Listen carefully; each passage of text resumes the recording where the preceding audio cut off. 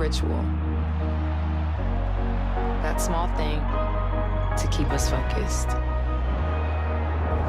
A habit we never skip. To clear our minds and elevate our performance.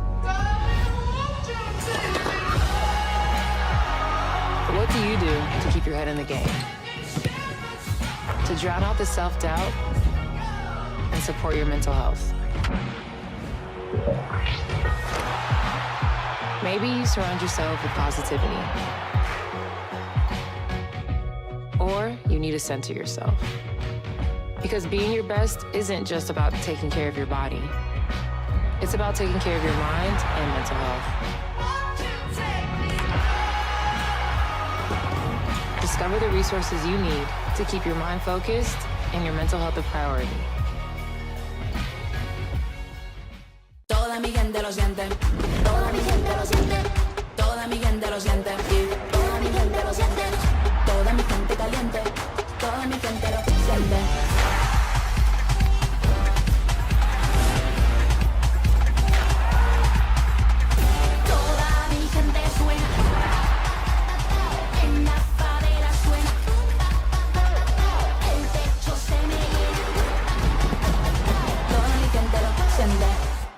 I'm Marie. He's made it to 20. He's gone. Touchdown. They have to score here. We're getting underway.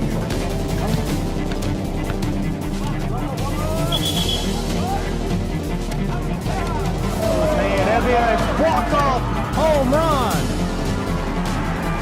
Here's a shot to the right side. This is shaping up to be a Strike right side, two.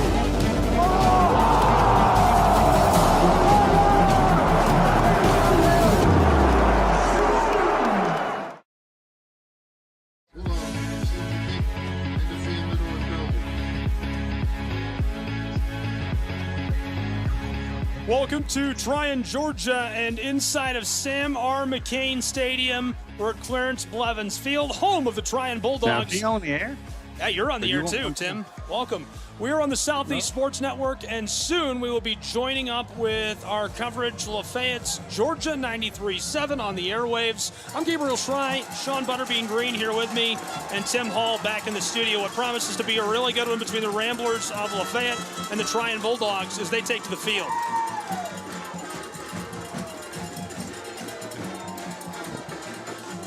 We'll be back on the radio airwaves in just 30 seconds.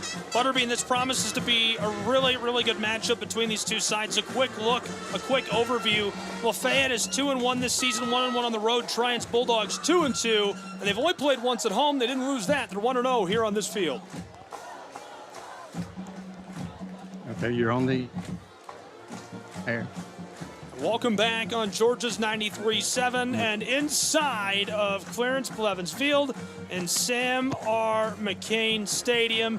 Gabriel Schrei, Sean Butterbean Green for Prep Football. What promises to be a barn burner between these two. The Bulldogs trying to fend off the Ramblers tonight. We are just seconds away from kickoff. Butterbean, your final thoughts on this one before we're underway. If we come out, mash the gas, get that car revved up, and go strong, I believe we can weaken them down. We are kind of a little bit deep in some places, so we can actually go a little extra on certain things.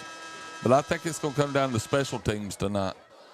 Lafayette's got a strong kicker in Harrison Gilstrout. And on kickoff, if he can put one in the end zone, hey, that right there saves a lot of time. And it puts the guys on the 20. And it's just hard for us to fill lanes, so it's hard for us to make open field tackles on kickoffs. We've noticed that the past couple of games. They want to try to go all in, but we're getting ready. Harrison looks like he's ready. Dejon looks like he's ready.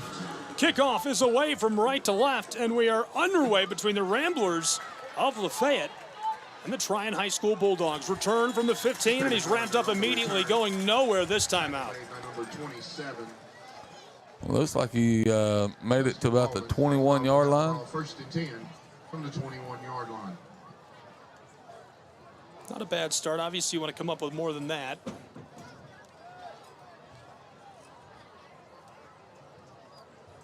But I tell you, they actually ran the lanes. They made me out into a little bit of a liar. They stayed in their lanes. You had a couple that ran past him, but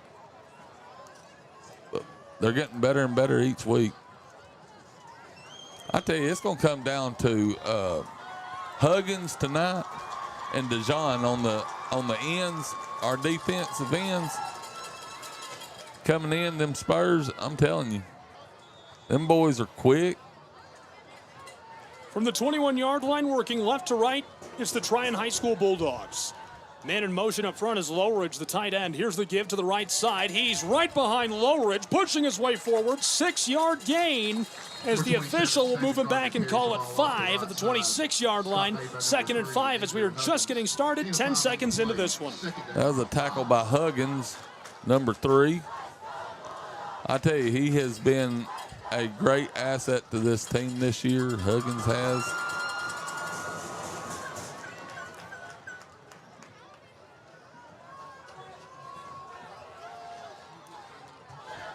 Looks like we got a 4-man front. Here's the give, right up inside and going nowhere. A short loss, if anything. 3rd down and medium. That was made by Dejon Carruthers.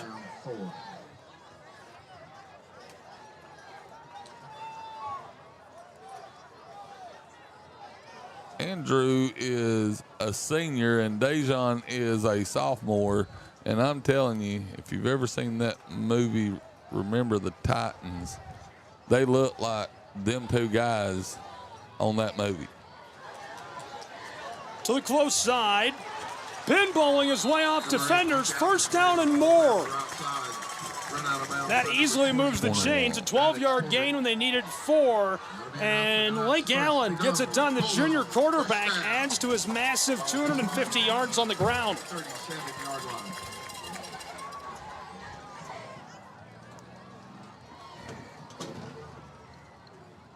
That was Tuscan Walden for the tackle there.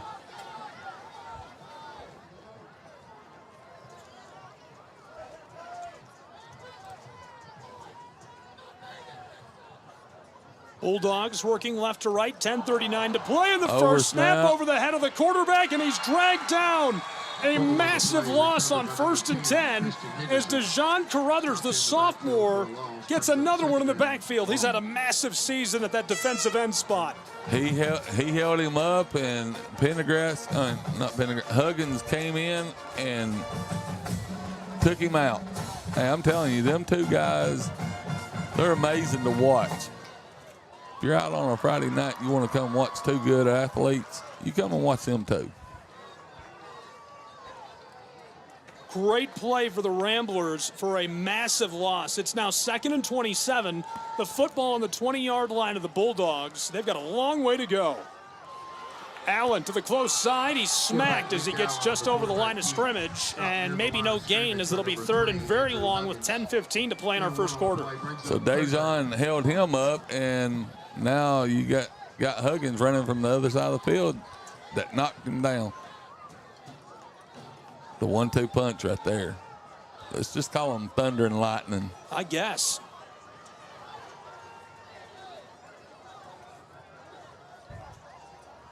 After the no gain on 2nd down, it's 3rd and very long. Clock continues to run. There's 4 out wide. 2 on either side for the Bulldogs of Trion. Man in motion is Lowridge. Allen tosses this, nearly intercepted on the screen. He was looking to go just over the top of Andrew Huggins, and he nearly hooked it in with one hand for the INT. That's our boy that was back there to rush it, Hayden English.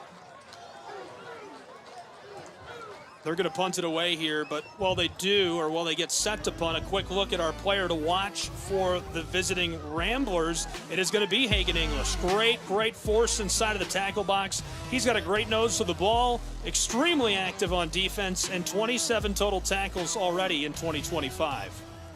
Trion Bulldogs showing punt Punter standing on their own 5-yard line. Gets it away just in time from the Ramblers. Return man standing at midfield. Cleghorn lets it go. It rolls over the 45 to the 41 of Lafayette High School. They will start this drive just 59 yards away from the end zone with 9:27 to play in our first quarter. First and 10, Lafayette.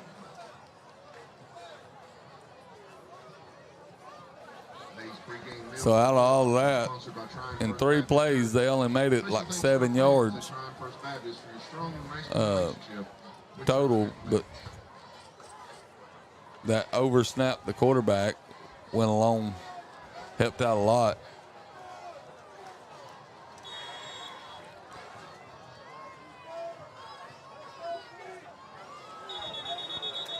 And flags fly. Looks like we had somebody get a little too anxious.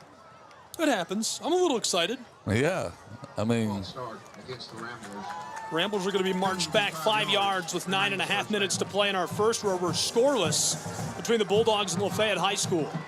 well, a couple of these boys are playing offense and defense, so they get so high strung on defense, and then they got to come over here to the offensive side, and that adrenaline's still pumping, and they're wanting to go.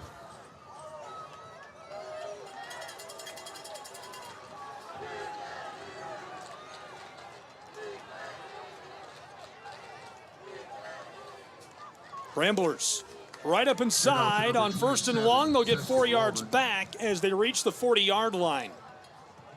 Tackle made by number 16, Matt Lee. Looks like that was number 27, Walden, running the ball.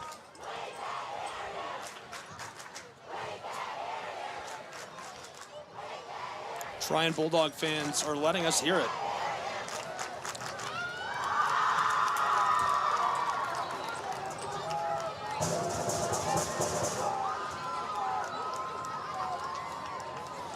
Ramblers right up inside again. Keep running, Walden young man. drives his way forward and moves the chains. A 13-yard gain on 2nd and 11. He goes all the way from the 40-yard line over the midfield stripe to the close hash marks, the 46 of the Trion Bulldogs. What a carry. Gabriel, I think I could have carried through that hole. That offensive line, man, what a hole. 75 and 56. They just made a hole for him to run through. Glad you're with us from Trion, Georgia. Prep football on the air. Here's the give to the left side. Walden again. This time he's trapped after he gets 3. Call it 2nd and 8 as the official takes a half step back. Oh, 2 steps back. Call it 2nd and 9. You know, I've gotten better about that. I used to not call that out as an announcer. And it's not like a critique, or I'm not mad about it. I'm just, they're respotting the ball, and so you got to follow it. You got to, and sometimes one ref sees one angle and another ref sees another angle, and sometimes both of them are blind. Me too. Here we go, 2nd down and long, and this one's going nowhere. Went right, stopped by the Bulldogs, and they celebrate. And we're going to talk about the Bulldogs for just a second here before we go on. The player to watch for Trion High School, Hudson Thomas, great nose to the ball, unstoppable on the defensive line, playing as a defensive end. 3 sacks, 2 fumble recoveries already this season. He is a leader on this Bulldog defense. 3rd down and 8, Ramblers. Football in the 44. They need to get it down to the 36-yard line. Here's the snap, and Dax Edwards and his offense have to stop immediately as a flag hits the turf on the far sideline. 5-yard penalty remains 3rd down. 6:58 to play in our first quarter, still scoreless as the Ramblers have the football following a fruitless possession for the home Trion Bulldogs. Ramblers are marched back following that penalty. We'll see what their offense can do. That little old rope-a-dope play they used a couple weeks ago might be handy right here. Let's see what they pull out of the bag. From the 49, they need 13 yards. They're just over the midfield stripe, moving right to left. Edwards from under center. Howitzer down the far sideline. It's caught. Bryson Cleghorn, first and 10 Ramblers as they go 30 yards through the air. Cleghorn That is Dak in his best. That right there was a pretty throw coming, rolling right.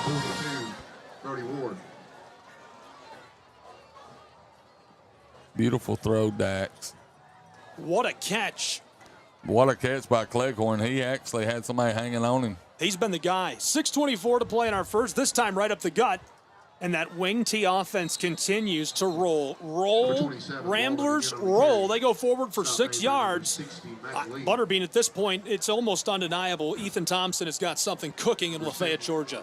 Yeah, I think he took the slicks off the cards and put some mutters because they're doing some off-the-wall stuff tonight. Well, that big pass play did open up the middle a little bit, and then he took it right back, give it to Walden, let Walden run it. They are running that heavy front. If you notice, they've got 3 linemen on the right-hand side. Here's the give, left side, big guy, pinballs off of would-be tacklers, dragging defenders with him inside of the 10-yard line. First and goal, Lafayette High School with 5:37 to play in our first quarter. Still scoreless as Penson battles his way down into the red zone. I'm telling you, that kid on JV is amazing. And that was a good run right there tonight. He's just a sophomore too. So all these good players that are sophomores, I mean, Lafayette's going to have them for a couple more years. Ramblers feel unstoppable to start the year. Cleghorn in motion. There's the give to Walden. Tuscan rolling over linebackers, still fighting inside of the 5 and dragged down after a beautiful gain on first and goal from the 9-yard line. This right here would be a great time to keep running that same play, but hand it off. Because I like know it, stay with the formation and pitch it to the outside and let him go. Because Cleghorn's got the speed. We'll see what they do. Cleghorn is under center, just 3 yards from the end zone. Walden, the deep back, Penson back there as well. There's the give to Walden to the left, slides off of one would-be tackler, and he's in. Touchdown, Lafayette High School Ramblers. Lafayette jumps out to an early lead on a 3-yard touchdown score by Tuscan Walden, who gets his first of the season to put the visiting Ramblers out ahead on the road. That right there was just roll your socks down and hit somebody in the mouth from the lineman and let him just run right up the middle. Got Harrison Gilstrap for the kick. Gilstrap on for the point after try as the Ramblers now lead by 6 on the road. It got blocked right into the kicker's hands and they blew it dead. Blown dead. We're going to get blown dead as well and take a 30-second break. We'll be back with more prep football in just a moment. Don't go anywhere. It's 6-0 Ramblers with 4.5 to play in our first.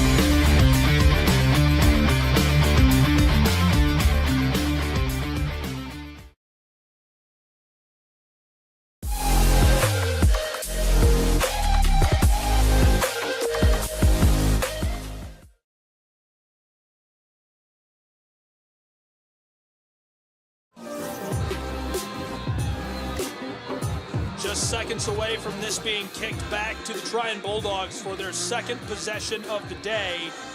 In Trion, Georgia, where it's 6-0, Lafayette High School Ramblers. And Lafayette does send this away downfield as it's going to be let go, and it rolls through the end zone for the touchback. Way to go, Harrison Gilstrap. Nice kick, son. Shout out to his grandfather, Mr. Gilstrap. He listens to us while sitting in the stands. Does he? Yes. Wow. Thank you, Mr. Gilstrap. That's amazing.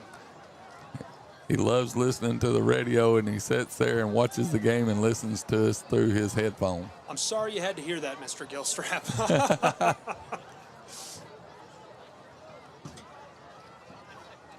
Trion Bulldog offense takes to the field after the touchback. Football is at their own 20-yard line. They're led on by Link Allen, who's been so efficient at quarterback this year. More on him in a moment.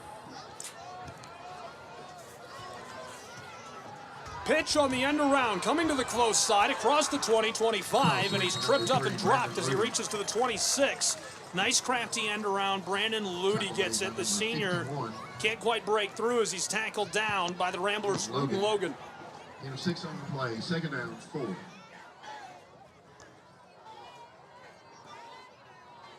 It just kills me how Bryson Cleghorn, he can be on one side of the field, and you always hear that saying, 11 hats to the ball on defense. That kid, he runs 70 yards to get to a 3-yard loss. He's great. Here's the give to the left side, tailback, pinballs off of the defense of LaFayette, and it's a box tackle. There was no way he was going to get up inside. Stopped at the line of scrimmage for no gain. It'll be 3rd down and about 4 with 3.5 to play in our first quarter. We're at 6-0 LaFayette Ramblers. And before we go on, we'll meet the offense of the Trion Bulldogs. From left to right, Jackson Woods, Brandon Chandler, Hayden Woolard, Juan Carlos Morales, and Mac Lee, the offensive line. The quarterback is Link Allen, Clayton Routledge, the tight end, Christian Henderson at tailback, Brandon Ludy, and Bryson Roberts at receiver. Roberts is already up to 357 yards. Now it's 3rd down and 4. Snap, long toss to Lowridge, who's got it, 1st down and more. 20-yard gain all the way to the 45 of their own side of the field. The Trion Bulldogs move the chains with ease with a great toss. Bulldogs, McDonald's, 1st down.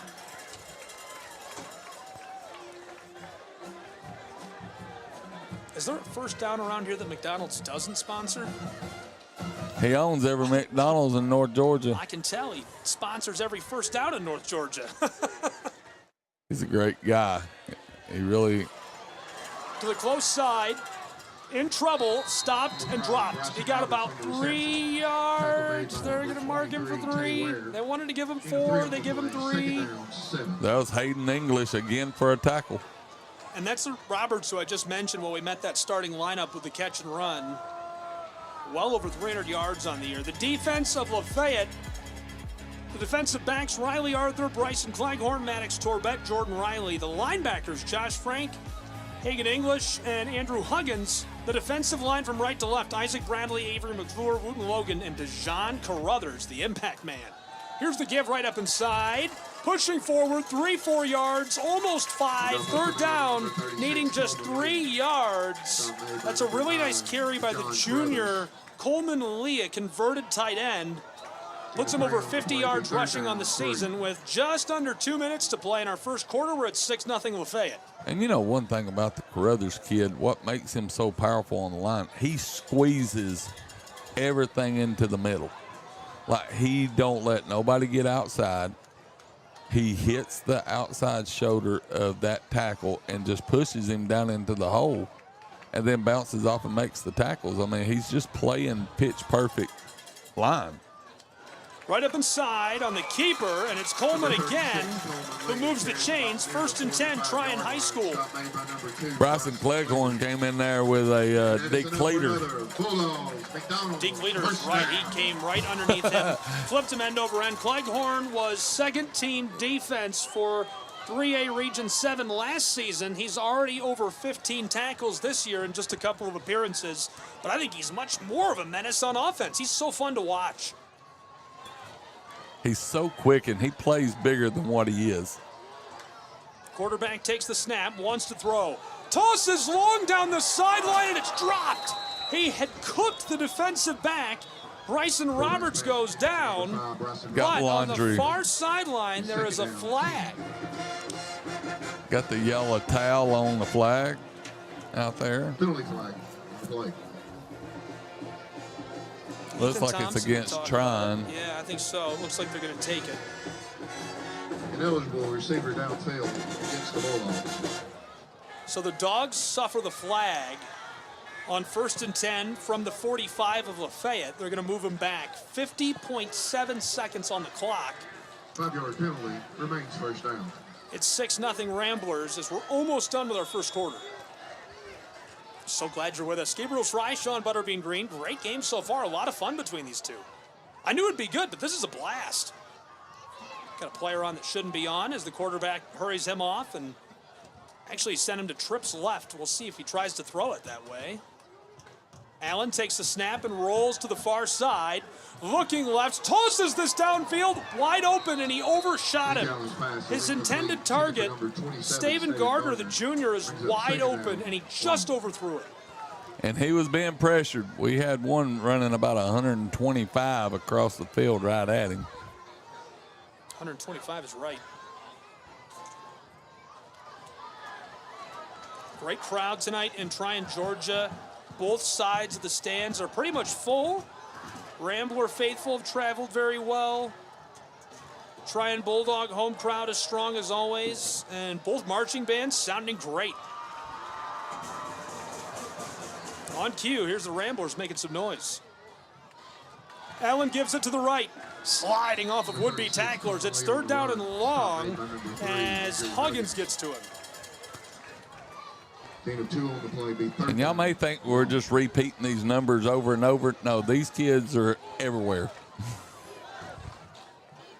It actually makes it kind of easy to call. Well, that's a pattern, you know, when you do a lot of football, pretty much at every level but the NFL. I would say maybe college football, depending on the program. It's pretty much what it's like. There's about 5 or 6 kids who are doing all the work. You know, it's like the Pareto principle. Have you ever heard that one? 80-20? Yes. 20% of society does 80% of all things. Here's the throw on the screen. Bryson Roberts almost got through. He's gone! 20-10. House call, a 48-yard touchdown to equalize us in Trion, Georgia, as the Bulldogs get it back. It's 6-all. That right there was a very crafty play.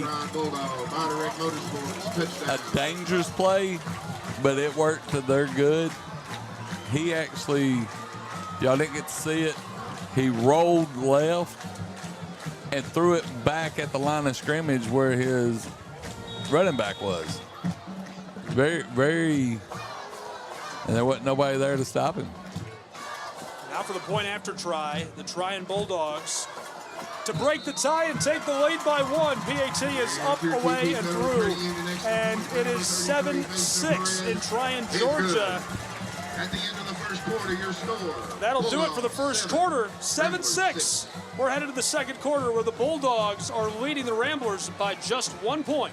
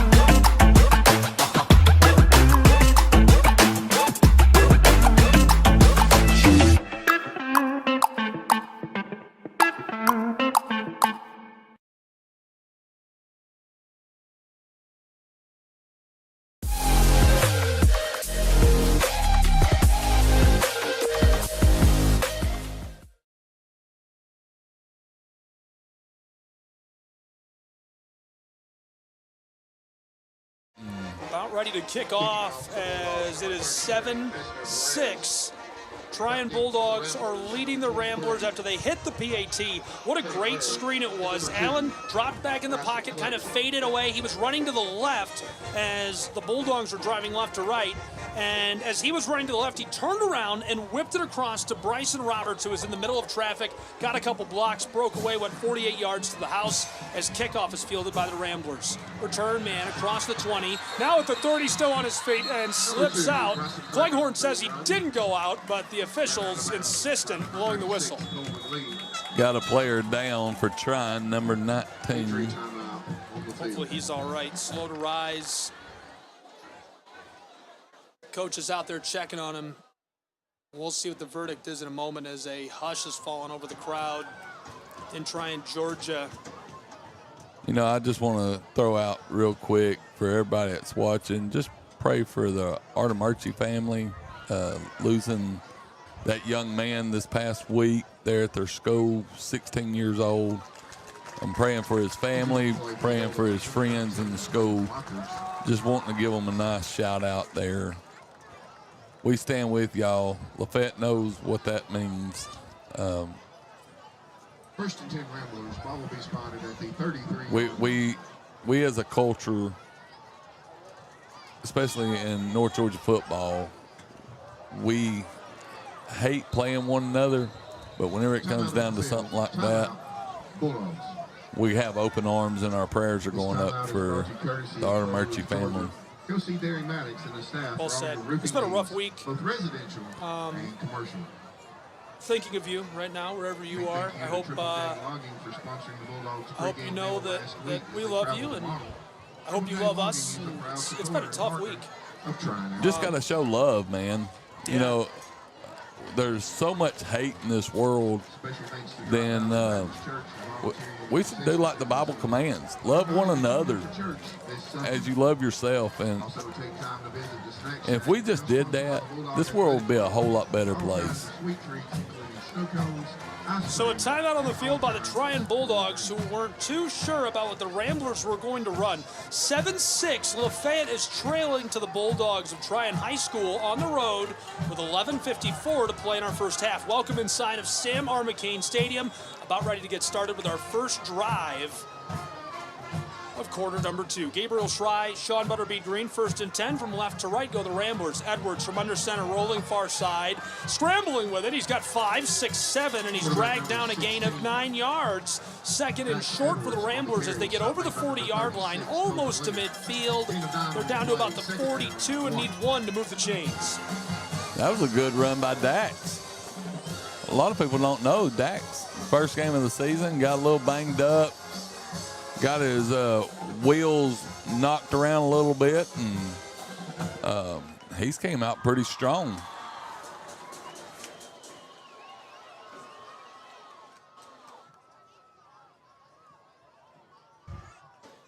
Here's the give. Cleghorn to the close side, outside hip of the right tackle, gets 7, 8 yards to the 49. First and 10, Lafayette High School. Sally McGinnis, thank you for watching and all that you do for the community of Walker County and Lafayette High School and for our radio program. Unbeatable. She is great. If you need some insurance, go check her out at Sally McGinnis at State Farm. Here's the snap. Give to the left side. It's Penson. Sliding off of would-be Keep running. tacklers. 45 beyond the midfield stripe now. First down and... Oh, they might spot him just shy. He went to the left to the far sideline. Slipped off of would-be tackler after would-be tackler. And Penson is trapped and dropped at the 42-yard line for 9 yards. Nearly first and 10. He went through 5 tackles, and 3 of them was still hanging on him. Really, really nice carry by Penson. They're getting him much more involved as the season has gone on. Ramblers need 1 yard to move the chains. They're already into enemy territory at the 42-yard line. 10 minutes to play in our first half. Edwards gives it to Penson again, headed down to the sideline on the far side. First down and more as he flips over the 40. Fumble. Trion Bulldogs have the football. 40, 30, 20, 10. House call. Touchdown. Trion High School Bulldogs as they take it all the way back at home. Touchdown, Bulldogs. And a penalty flag on the play. And if you didn't hear the public address announcer, there is a flag down on the play. We'll see what that is in just a moment. And I think that was on the return.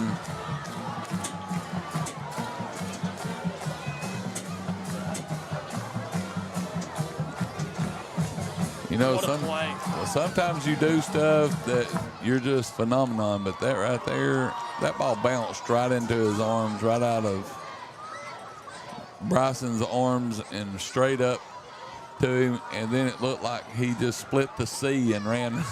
I mean, untouched all the way. The ball bounced out of Bryson's arms, into Bryson's arms, who took it to the house for the score. 9:46 to play in our first half. Quarter 2 underway in Trion, Georgia, where it's 13-6 Bulldogs, as the flag will not affect the touchdown call. I guess they're going to move it to the kickoff.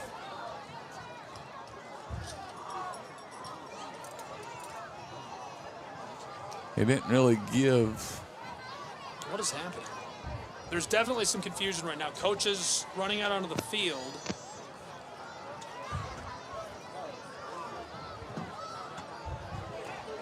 So I guess they're going to leave the field goal team where they're supposed to be at, and I guess do the penalty on the kickoff.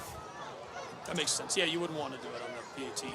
Snap is good, hold is good, point after try. This one sails up, away, and through. It is 14-6 in Trion, Georgia, as the Bulldogs have pushing their lead with a fumble recovery for the score.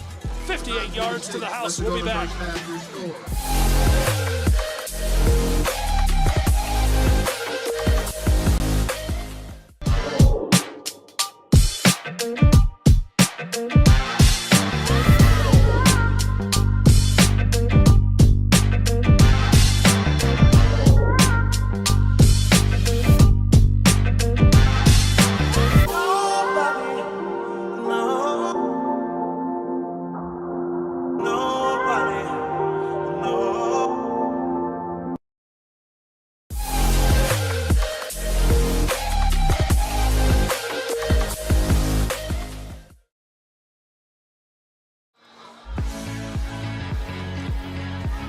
14-6, 9:46 to play still in quarter 2. So they did take it off on the kickoff.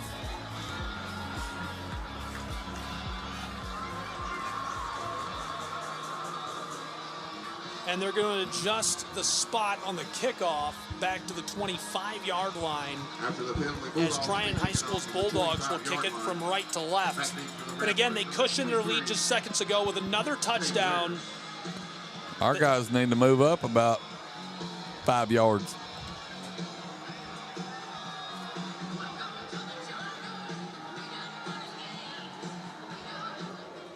Kickoff is away. Trion rolls this back to the 30 of Lafayette. Cleghorn picks it up, running along the 35. Has a little bit of a convoy across the 40. Midfield stripe, opposing 45. He's out into the bench, thrown hard by the Trion Bulldogs. And the flag, well deserved there. You just can't do that. I didn't even get to see what happened back here. Was there a hit in the back? I'm not sure. There's flags down all over the field. Here comes our referee. We'll let you know what the call is. Standing on top of the Bulldog blue tee at center field. I don't see a flag over at the hit. That should have been a flag over there. That's what I thought the flag was on. I'm surprised there's no flag on that. Illegal block in the back on the return. And if you can't hear, that is an illegal block in the back against the Lafayette Ramblers. And the Rambler fans are booing. I didn't see anybody actually over here, because he caught it in no man's land and had to run to find blockers.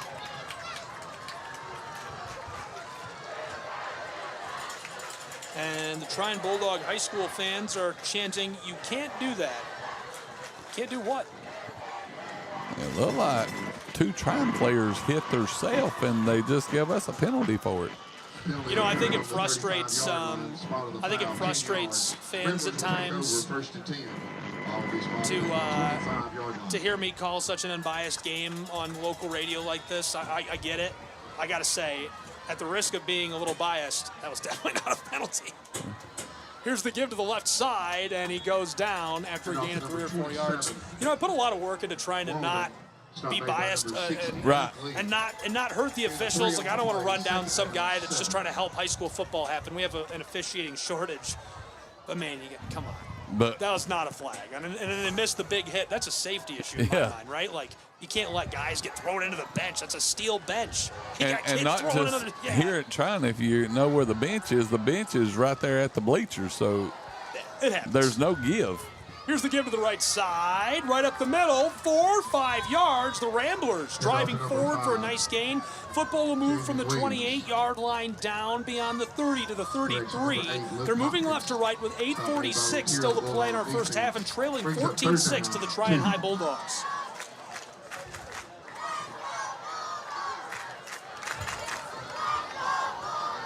Trion Bulldogs make this a very hostile environment. The Ramblers, who had an excellent start, just a couple of errors have led to this lead for Trion High School.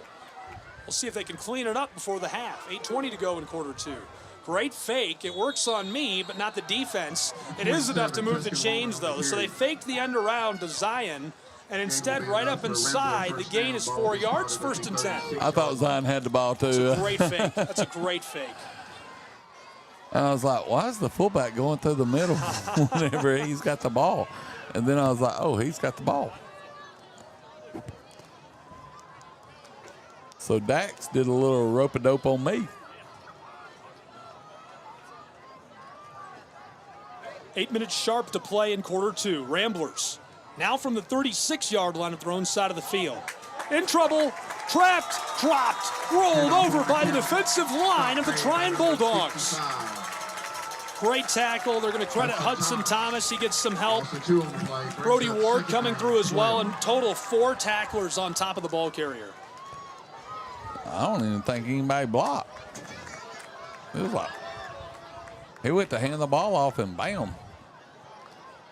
There was a sea of blue.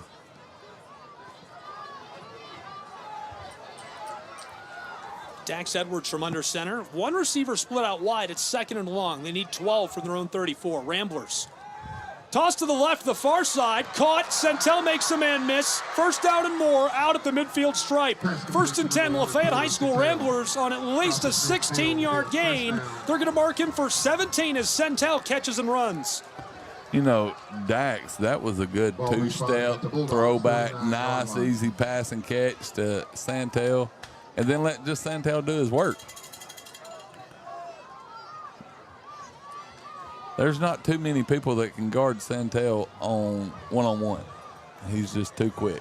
Every single Rambler's inside of the tackle box on the far hash marks. They're at the 49-yard line of the Bulldogs, working left to right. Here's the give on the around. Cleghorn gets a gain of 3 yards. They take a step back, so I'm going to say 2 for now. 7 minutes to play in quarter two. And number 10, Christian Anderson. 2nd and 8. 2nd down, 8. You know, I think what's interesting about this is a lot of times now you're going to see with this Wildcat offense, they're so successful on this side of the ball. Some of these plays are scripted to kind of goat the defense into doing what they want. Yeah. I mean, one play could be ran 5 different ways. Right. And every formation, you could do so many things out of it in this Wildcat, which folks at home, all that means is the players can stand in the same spots and do different things every time. Tuscan-Walden to the left side gets a couple blocks and tackled down after a gain of 7 yards. So instead of 3rd and long, it's now going to be 3rd and about 2 yards. Maybe a short 3. That's a really nice carry by Tuscan-Walden, who gets a great block on the left side of the line by Avery McClure and Kevin Patton. And I got to give it to the outside guys of Trion. They hit low. They don't try to take on the big guys. I mean, they hit them low. Man in motion, Ramblers, this time right up the middle. Pinballed and run down by the defensive line of the Bulldogs. Great hit down inside. Big number 36, Coleman Lee makes the tackle. 4th down, 1.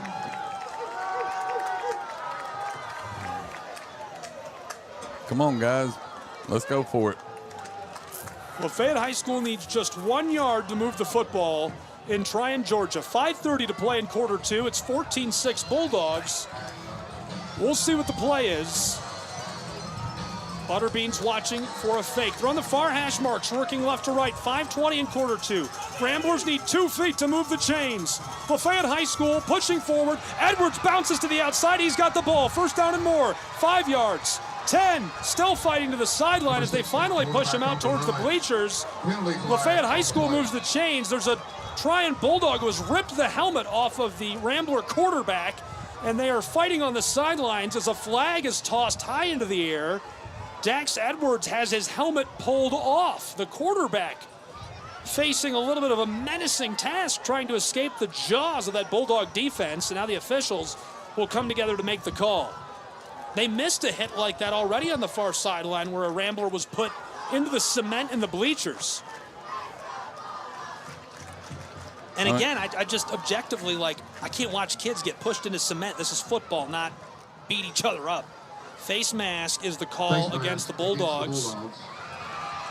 Unnecessary roughness against Trion High School's Bulldogs. And they're going to call that against the Ramblers as well, a personal foul.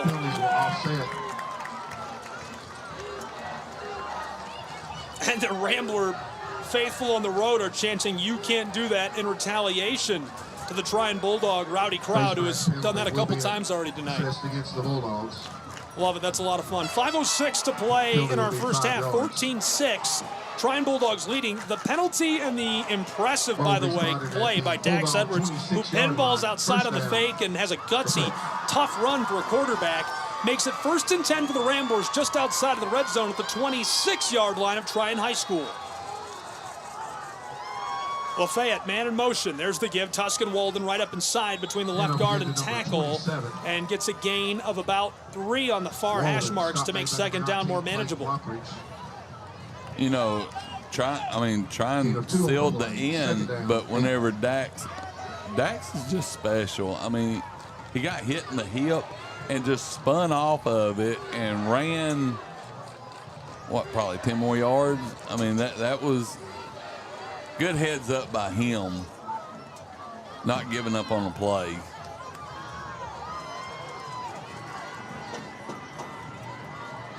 Doing everything right on the road. Ramblers, 4.5 to play in quarter 2. Dax fakes the give. It's an option. He's going to keep it. In trouble. Hudson's got him, and he's swarmed by the defense of the Trion Bulldogs. It's too much to escape from. Hudson Thomas got him, and he's cleaned up by Brandon Chandler. That big lineman was running for all it was worth. He was ready. Dax went to turn, and boom, there's a blue wall. That's a big dude. 3:51 to play in our first half, 14-6.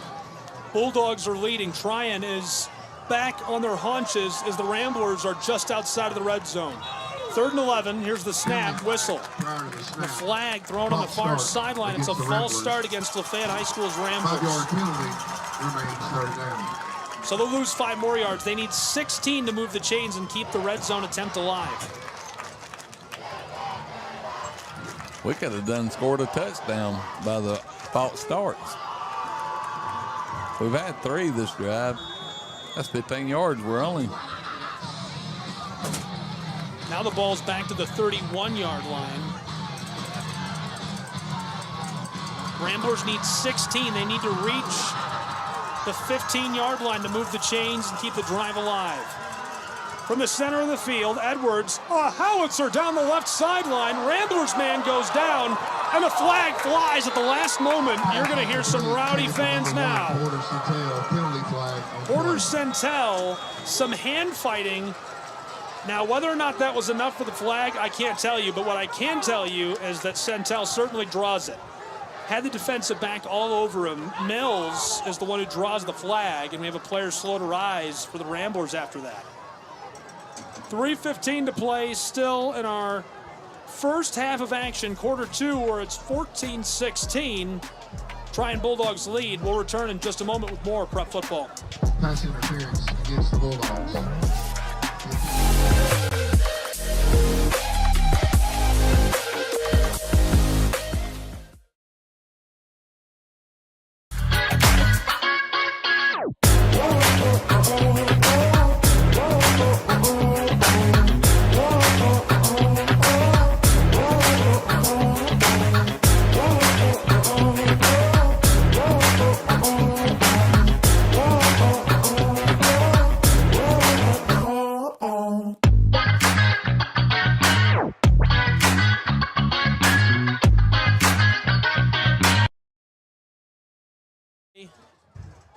In our first half, 14-6.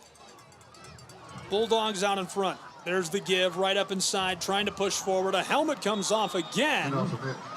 And on the 1st and 10 effort, it's going to be 2nd down and long now as the football will remain right near the 15. Clock should continue to run with 3 minutes to play in this first half, and a 14-6 game. Trion leads. I don't know if y'all saw that, but Dax looked to see if there was a head in the helmet. He was afraid to pick it up. Looked down at it first like. Well, the way this one has gone, there might have been. I know. There's some head knocking down there in them trenches. 2:53 to play in half one. End around. Tailback is Bryson Cleghorn to the close sideline, and he's flipped over as he tries to take it down over the 15.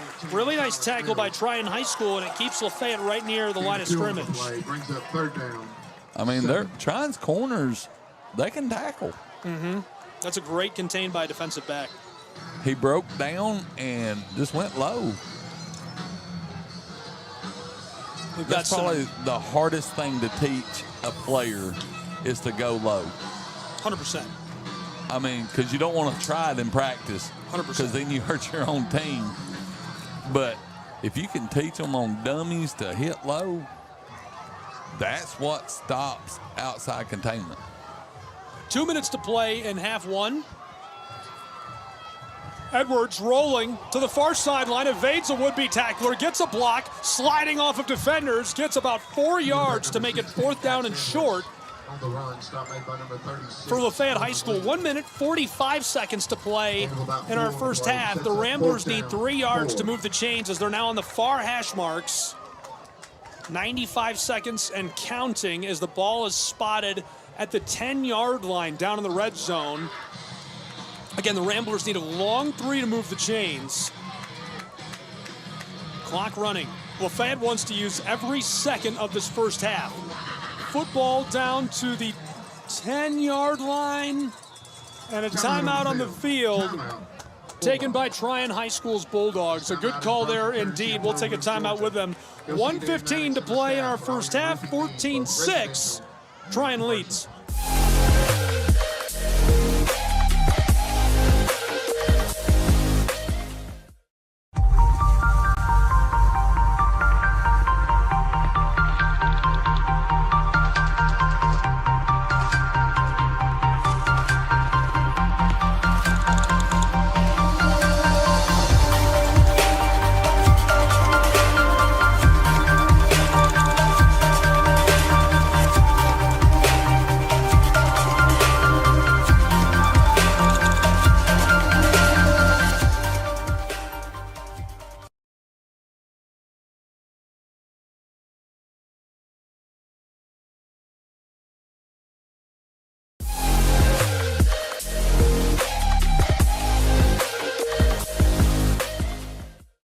Needing just 4 yards, the ball is at the 9-yard line of Trion High School. The Dogs have to find a way to stop them and carry this 14-6 lead into the halftime break.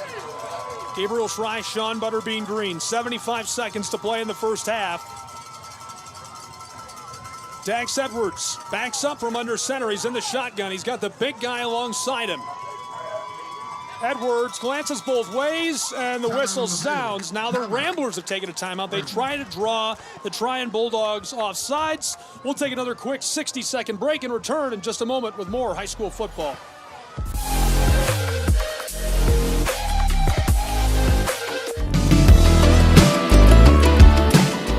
Want to watch your favorite Southeast teams in action? We've got you covered. Stream live games and highlights on YouTube, Twitch, Amazon Fire TV, Stream TV, and more.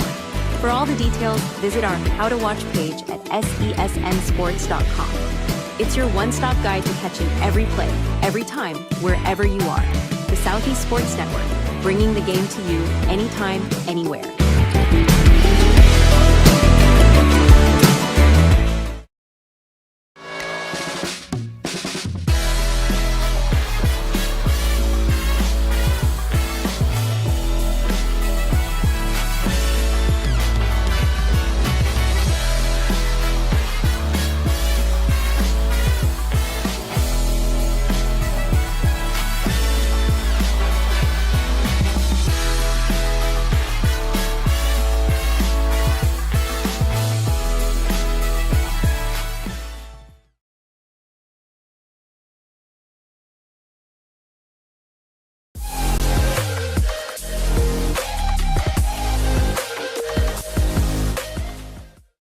Probably not the fans and probably not us. We're not winning. Game of chess underway. 3 timeouts in a row, back to back to back. First the Bulldogs. LaFayette answers with the timeout after they can't draw Trion off sides. Now the Dogs take another timeout. 1:15 to play in our first half. 14-6, the lead in the hands of Lafayette High School's rivals, Trion High School. Lafayette, 4th and 4 from the 9-yard line, trying to keep this drive alive or even score right here. Can they do it? After that timeout, it's 4th and 4. Here we go. 4th and 4. The give, end around, he's gone! Porter Centel, the trick play even worked on me! The cameras lose the ball, I lose the ball. Touchdown, Lafayette High School Ramblers. A brilliant fake on the reverse to Porter Centel, who takes it to the house. That's the second time we've seen him score that way this year, and it brings us within 2 points, 14-12. Trion still out in front, but by just 2, 68 seconds from the half. Normally, Santel runs like a Corvette, but that was a Corvette with NOS in it because he flew once he got the ball on that reverse. He just saw the lights of home, and he was going there. A timeout on the field taken by the Ramblers. I'm guessing they're deciding whether or not to go for 2. We'll keep it right here. Butterbean, what do you think? Do you go for 2 in this situation? Yes. And this is why I say yes. Momentum. You just had a big, huge play. You got the testosterones down the line going and everything. Use them big guys for your advantage for this right here. And this is coming from a father that had a kicker for his son. But I just feel like the flow of the game, what we're in right now, I would go for it. Just to make up for that mishap that happened in the first quarter where the kick got blocked and everything, I would go for it. I would even do that little passing catch that he did just a little bit ago. That little half run out with a little dump down to Santel. And I like it. 68 seconds to play in our first half in a 2-point game. 14-12, the Trion Bulldogs lead. Ramblers going for 2. It's a fumble. Still want to try and convert. Edwards running, in trouble, stopped. 2 defenders get to him and roll him over. Nice little tackle made by the defense of the Trion Bulldogs. Brandon Ludy finished him off, and with 68 seconds, Trion will get the ball back with one more stab at it before we go to the halftime break. Don't go anywhere.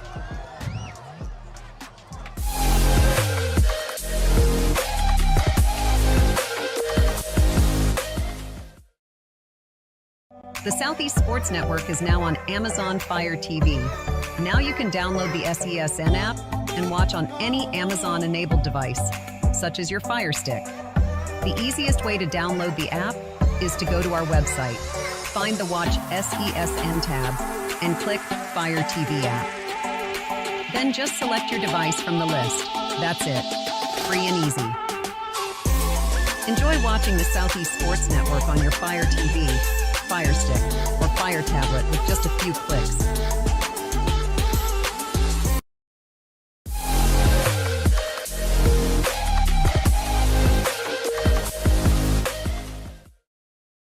Very beginning, we said it was going to come down to special teams, and basically it has. I mean, defense and special teams has basically been the part of this game right now. I mean, both teams are playing defense great. Kickoff from left to right, fielded inside of the 10-yard line. Bulldogs 20, and he's hit and dropped immediately by the Ramblers man. Rumbling, and a flag flies at the end of the play. Dogs and Ramblers revving it up down on the grass tonight in Trion, Georgia. That dog was trying to bite that tire of that car. Understandable behavior. Officials will come together. They are grouped up on the 25-yard line. And personal foul is the call against the Trion Bulldogs. Personal foul against the Bulldogs. Penalty will be 15 yards. It is a 15-yard penalty. Rambler fans erupt in Trion, Georgia. They are letting us hear it.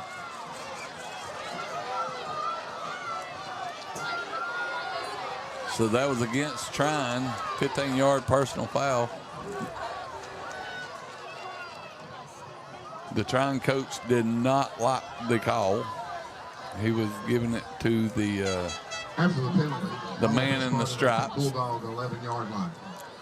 Big fan of Sean Patrick, really polite guy, really easy to deal with.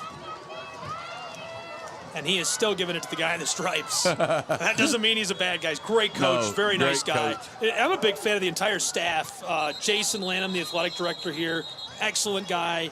The facilities at Trion High School, first class, and it says a lot about a program like this and a school like this. Great people surrounding these young kids here in Trion, Georgia. Another timeout. We'll keep it right here just because we're so close to our halftime break. 62 seconds to play in the half. Gabriel Schrei, Sean Butterbean Green. It's 14-12. The Ramblers are trailing by 2 to the Trion Bulldogs. They just scored with a great play. It was a fake. They went to the far side.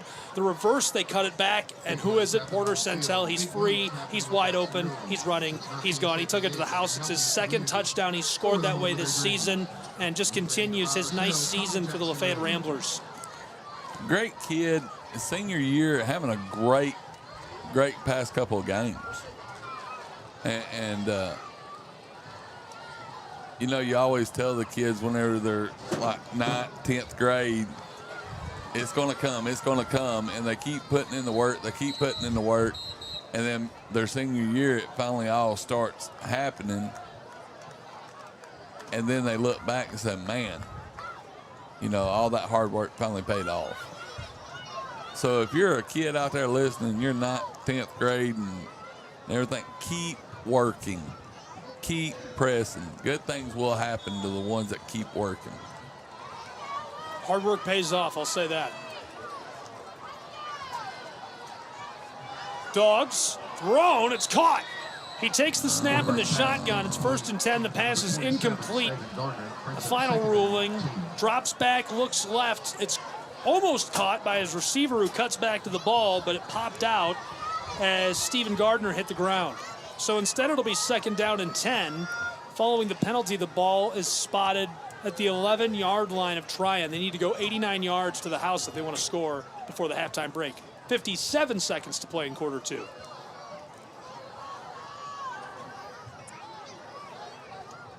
Looks like we're going heavy on the defensive line right here. Dogs quickly to the line of scrimmage. There's the snap. Keeper for the quarterback, right side, and he's dragged down after a gain of 4 yards. 3rd down and a manageable 6 yards. 50 seconds, 5-0 to play in this first half. Tried to go that heavy side. They had 4 linemen on the other side of the guard, the center, and cut it backside, ran weak side. LaFayette was looking for it. 3rd and short, right up the middle. Bulldogs Think he got able to it. move the chains. Stop made by number 23, Tay Ware. Tay Ware credited with the tackle. Nice gain. Back-to-back carries for Coleman Lee. The junior's super involved. He's a converted tight end, and they've been using him a ton inside. Great kid. Great family. His mama cooks him on game day a smorgasbord for breakfast. And that will be the final play of the She first posted half. it on Facebook. Bulldogs 14. And she has tons of pancakes and bacon and biscuits and sausage for that kid to eat. Love it. That is going to do it for our first half of action. They let the clock run out intentionally. The Ramblers and the Bulldogs are headed to the locker room. 14-12, Trion leads after a couple of touchdowns and looking good on special teams. We'll return with more prep football on our halftime show in just a bit.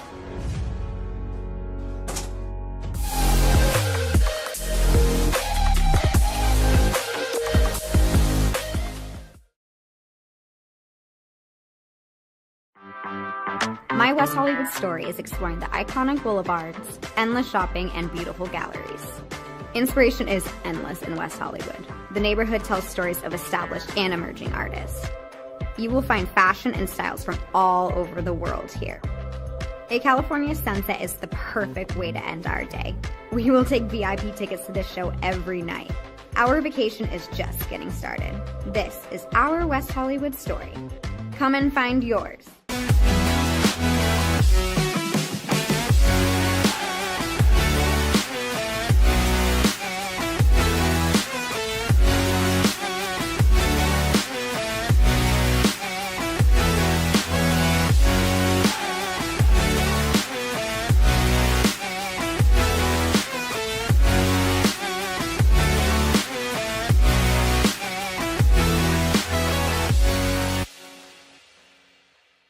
LA Galaxy belongs on the best surfaces.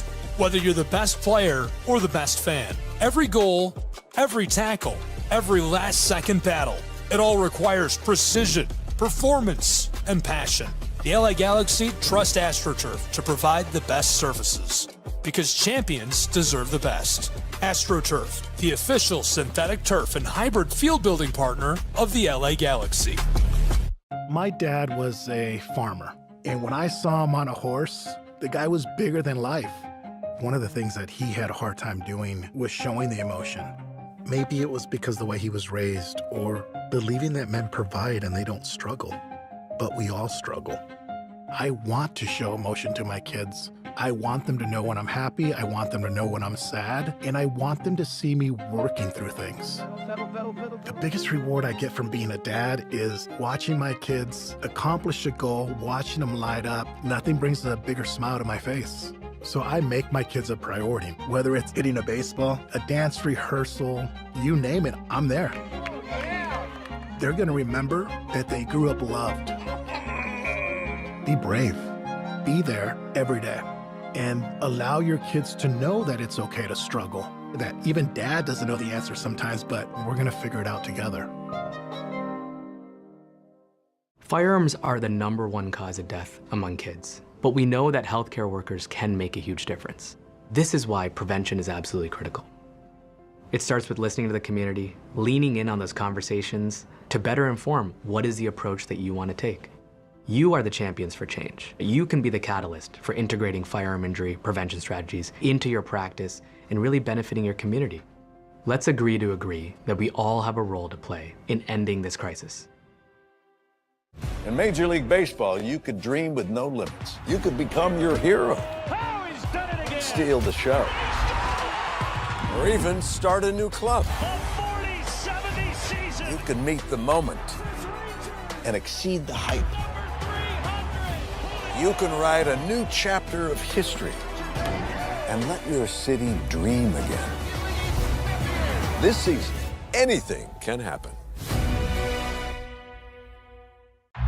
Everyone has a ritual, that small thing that keeps us focused. A habit we never skip to clear our minds and elevate our performance.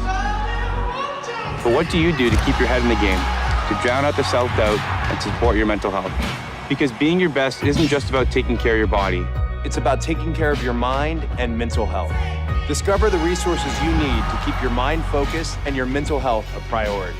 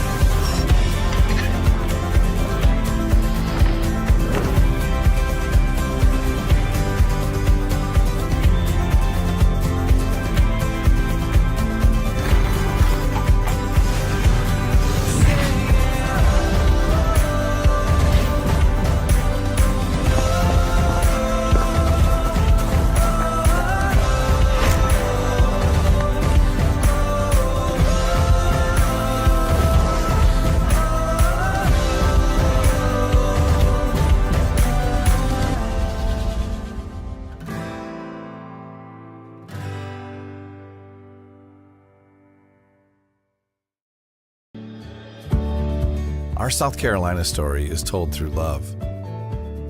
We always felt the need to take a moment for ourselves, and the ocean has always drawn us closer. Charleston was such a romantic destination, with its ancient oaks and beautiful walking paths through town.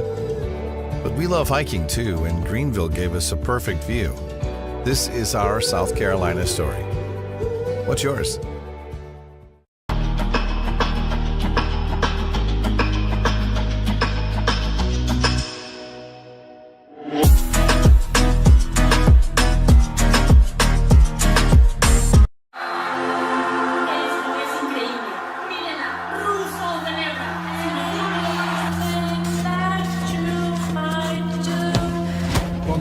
Brilliant again. She just... The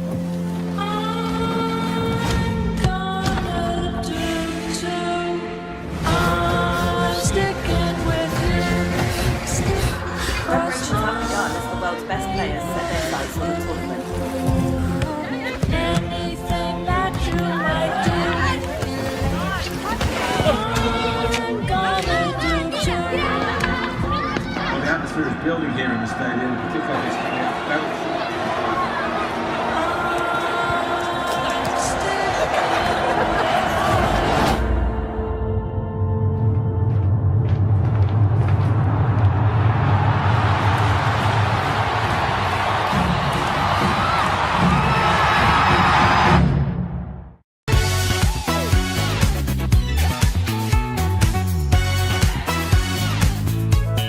Well, it means a lot to the community. It means enhancing the community. We are so pleased and so proud of the fact that the Braves are involved and participating in its upkeep and making sure that when we come here, we can be all very pleased and very happy about the way it's being kept and the offerings that it has to the community. Man, we're here at a beautiful Adams Park where they just revealed the Hank Aaron statue. Again, the greatest of all time, creating opportunities. Henry Aaron, Billy Aaron, they're doing it once again with partnership with the Atlanta Braves. Unbelievable moment in this park of Adams Park.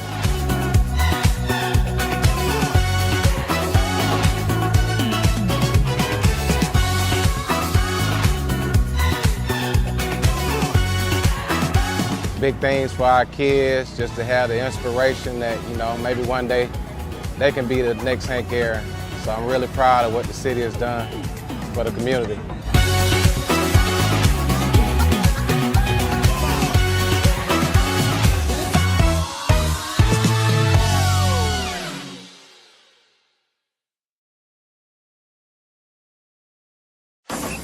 If you're buzzed and doing this to make yourself feel okay to drive, you're not okay to drive.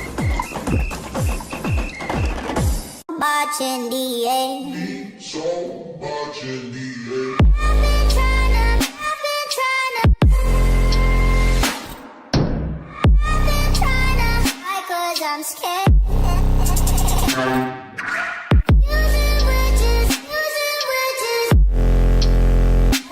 Cause it doesn't mean so much in the end. Boy, can you hold me? Boy, can you hold me? Boy, can you hold me? I wonder if you know that I want the best for you. I know you're going through a lot. I wonder if you know that the big homie needs help too. You can't just rebound from everything. I know you've been grinding. Let's go, let's go, let's go. But how long will you fight solo? I wonder if you know that we can get help. I wonder why we waited so long.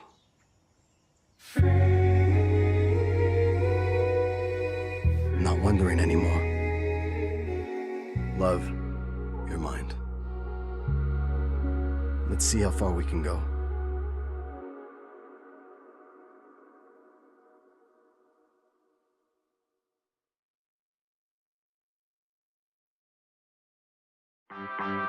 My West Hollywood story is exploring the iconic boulevards, endless shopping, and beautiful galleries. Inspiration is endless in West Hollywood. The neighborhood tells stories of established and emerging artists. You will find fashion and styles from all over the world here. A California sunset is the perfect way to end our day. We will take VIP tickets to this show every night. Our vacation is just getting started. This is our West Hollywood story. Come and find yours.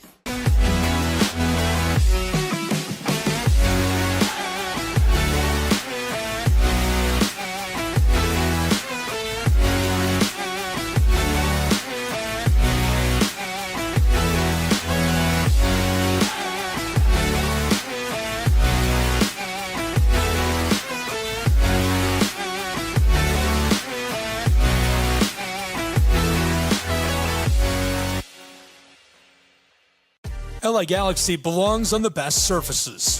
Whether you're the best player or the best fan, every goal, every tackle, every last-second battle, it all requires precision, performance, and passion. The LA Galaxy trust AstroTurf to provide the best surfaces, because champions deserve the best. AstroTurf, the official synthetic turf and hybrid field building partner of the LA Galaxy. My dad was a farmer. And when I saw him on a horse, the guy was bigger than life. One of the things that he had a hard time doing was showing the emotion. Maybe it was because the way he was raised, or believing that men provide and they don't struggle. But we all struggle. I want to show emotion to my kids. I want them to know when I'm happy, I want them to know when I'm sad, and I want them to see me working through things. The biggest reward I get from being a dad is watching my kids accomplish a goal, watching them light up. Nothing brings a bigger smile to my face. So I make my kids a priority. Whether it's hitting a baseball, a dance rehearsal, you name it, I'm there. They're gonna remember that they grew up loved. Be brave. Be there every day. And allow your kids to know that it's okay to struggle. That even dad doesn't know the answer sometimes, but we're gonna figure it out together. Firearms are the #1 cause of death among kids, but we know that healthcare workers can make a huge difference. This is why prevention is absolutely critical. It starts with listening to the community, leaning in on those conversations to better inform what is the approach that you want to take. You are the champions for change. You can be the catalyst for integrating firearm injury prevention strategies into your practice and really benefiting your community. Let's agree to agree that we all have a role to play in ending this crisis. In Major League Baseball, you could dream with no limits. You could become your hero. Steal the show. Or even start a new club. You could meet the moment and exceed the hype. You can write a new chapter of history and let your city dream again. This season, anything can happen. Everyone has a ritual, that small thing that keeps us focused. A habit we never skip to clear our minds and elevate our performance. But what do you do to keep your head in the game, to drown out the self-doubt and support your mental health? Because being your best isn't just about taking care of your body. It's about taking care of your mind and mental health. Discover the resources you need to keep your mind focused and your mental health a priority.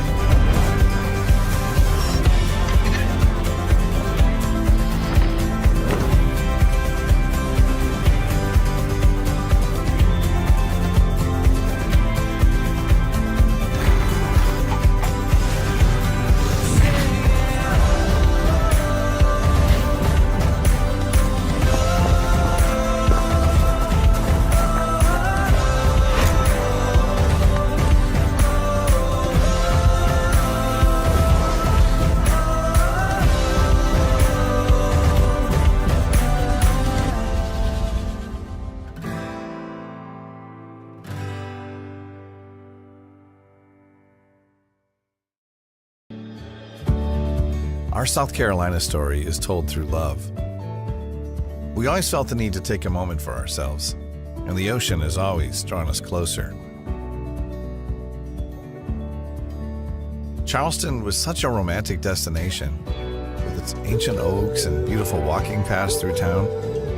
But we love hiking too, and Greenville gave us a perfect view. This is our South Carolina story. What's yours?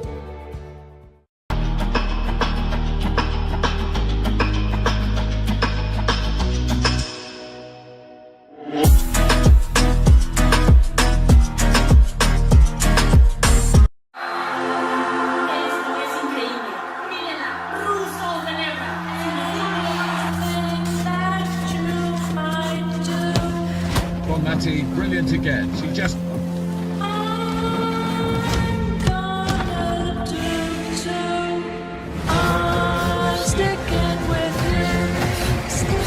Preparations have begun as the world's best players set their sights on the tournament. Anything that you might do, I'm gonna do too. Well, the atmosphere is building here in the stadium. Particularly this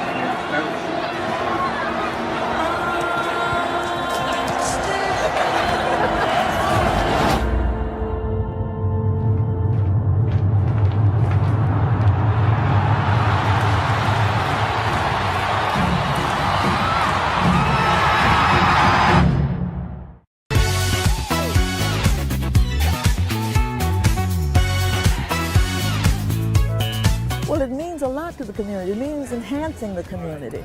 We are so pleased and so proud of the fact that the Braves are involved and participating in its upkeep and making sure that when we come here, we can be all very pleased and very happy about the way it's being kept and the offerings that it has to the community. Man, we're here at a beautiful Adams Park where they just revealed the Hank Aaron statue. Again, the greatest of all time, creating opportunities. Henry Aaron, Billy Aaron, they're doing it once again with partnership with the Atlanta Braves. Unbelievable moment in this part of Adams Park.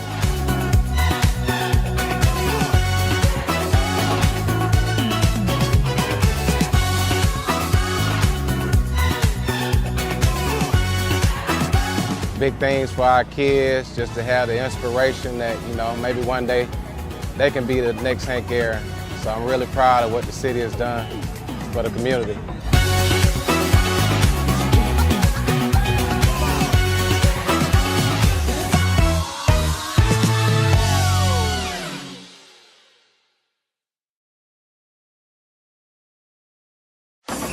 If you're buzzed and doing this to make yourself feel okay to drive, you're not okay to drive. Much in the air. So much in the air.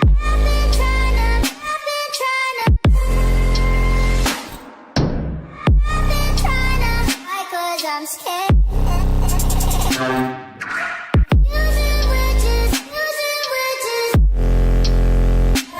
Cause it doesn't mean so much in the air. Why can't you hold me? Why can't you hold me? Why can't you hold me? I wonder if you know that I want the best for you. I know you're going through a lot. I wonder if you know that the big homie needs help too. You can't just rebound from everything. I know you've been grinding. Let's go, let's go, let's go. But how long will you fight solo? I wonder if you know that we can get help. I wonder why we waited so long. I'm not wondering anymore. Love, your mind. Let's see how far we can go.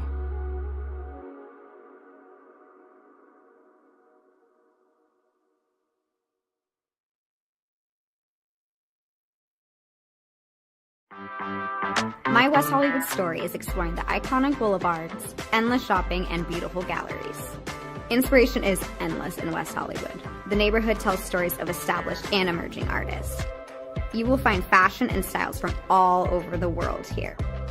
A California sunset is the perfect way to end our day. We will take VIP tickets to this show every night. Our vacation is just getting started. This is our West Hollywood story. Come and find yours.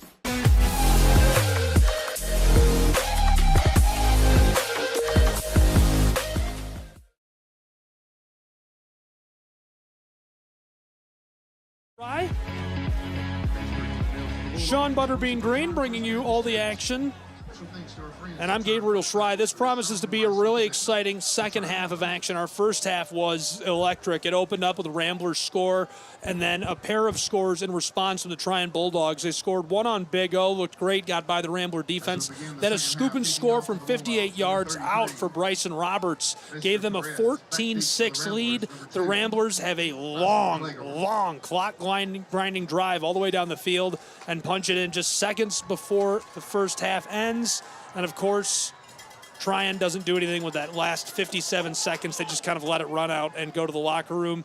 Second half ready to go. We're about to kick off from right to left. The Trion Bulldogs will send it to the Ramblers to start this second half as it's 14-12 after one half of play. The lead still in the hands of the Trion High School Bulldogs.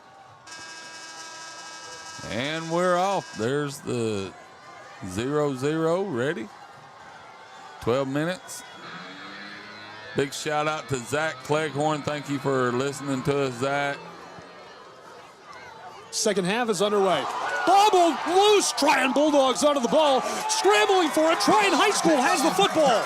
Trion High School gets the football back to start the second half. Bulldogs will have it first and 10 inside the Rambler 20-yard line. Man. He was trying to run before he had it in his hands. Shake it off, fella. Shake it off. That's crisis in real time. LaFayette comes out after probably one of the best first halves we've seen them play in a very, very long time. Did everything right save for those two big mistakes. And just like that, washing it away to open the second half. We'll see if they can right the ship. 14-12. Bulldogs with the football down in the red zone. Here's the give to the left side between the guard and center. Gets a gain of 6 yards to start the drive. Cleghorn comes up from the safety spot and drags him down. But again, it is a bad situation for the Ramblers to start this second half as the ball is down to the 14-yard line.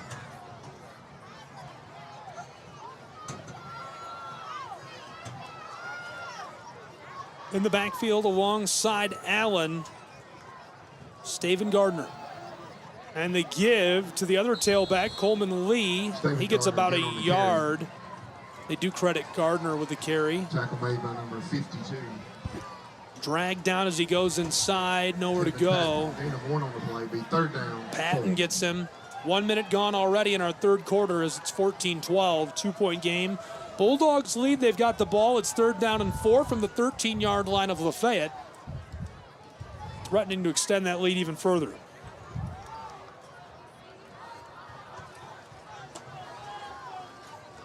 Direct snap to Coleman Lee, left side, pushing the pile, over the 10, down to the 8-yard line. He moves the chains. 1st and 10. 1st and goal. Trion High School Bulldogs on the close hash marks as they're driving right to left. 10 is enough for another. Bulldogs, McDonald's, 1st and goal.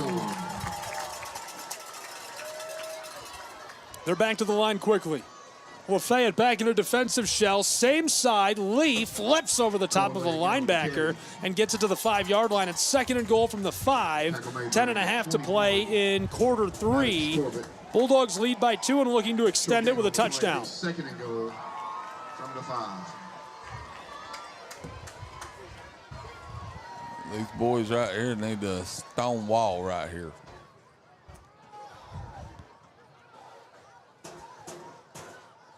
And I may be showing my age from the movie I just stated that from. And this one blown dead. False start. False start is the call.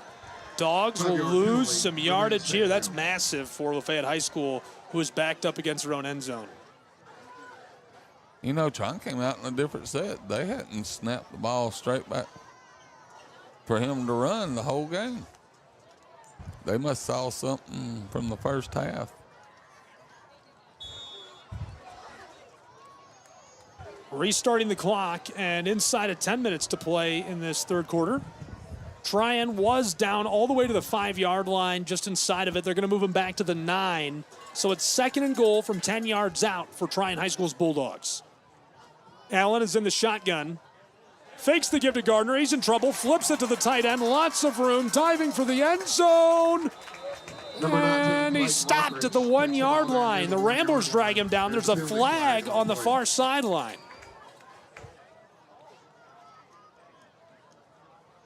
False start against the Bulldogs. The Dogs lose 5 more yards. Legal procedure against the Bulldogs. 5-yard penalty. Scratch that. You heard the public address announcer correct that. Instead of a false start, illegal procedure is the call. And so the ball is going to be moved back even further. They were on the 9-yard line. That little catch and run put them 3rd and goal from the 1. Instead, 3rd and goal from the 15-yard line. Lafayette gifted a chance. And that erases the loss of down 2. So let me rephrase that. It's 2nd and goal from the 15-yard line. Quarterback keeper again for Allen, rolling to the far side, his right, pitch to the back of the end zone. No flag, incomplete. He rolled to the right, threw it to the right corner of the end zone. There's a little bit of hand fighting between the receiver and defensive back of Lafayette, and all over him is the DB right there who makes the big play, Tay Ware. And I think that he was supposed to go outside, and he went inside, and that was great by Tay Ware because he made him go inside. He wasn't going to let him have that outside. Allen's hurrying back to the line of scrimmage. He's got Kurt Hambright with him in the backfield. The football on the 15-yard line, 3rd and goal with 9 minutes, 8 seconds to play in the third quarter, 14-12. Got trips outside. Trips right for Trion. Now 4 receivers split out wide. Hambright, the close receiver. Allen rolling far side, heads right, throws it back to the left, and it's caught, intercepted. Taken away by the Ramblers. 5, 10, 15. He's hit and stopped. 1st and 10, Lafayette High School, as they get the INT and prevent the score for the Trion Bulldogs in the red zone. What a turnover for Lafayette High School. I'm thinking that was Walden for the interception, wasn't it? 27. Man, got our linebackers back there cutting off them small passes. A dog of a play in the secondary. We needed that. That was a play we needed.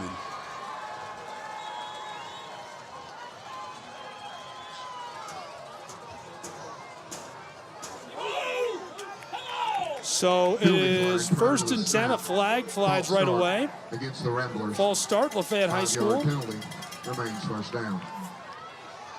Come on, guys. Let's calm down. Take a chill pill. Settle down.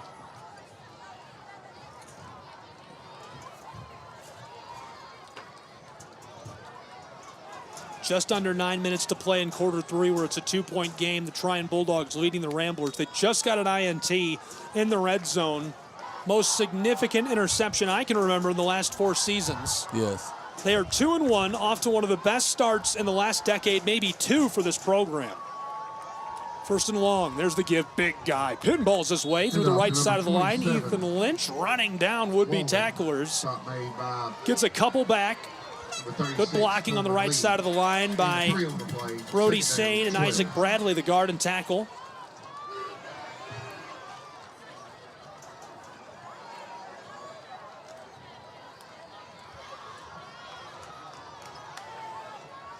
Clock running. It is 2nd and long for the Ramblers on offense. Everybody's bunched up inside, save for Porter Centel.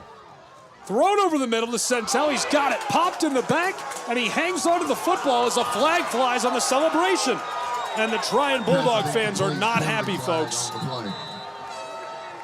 That was the back judge who threw the flag.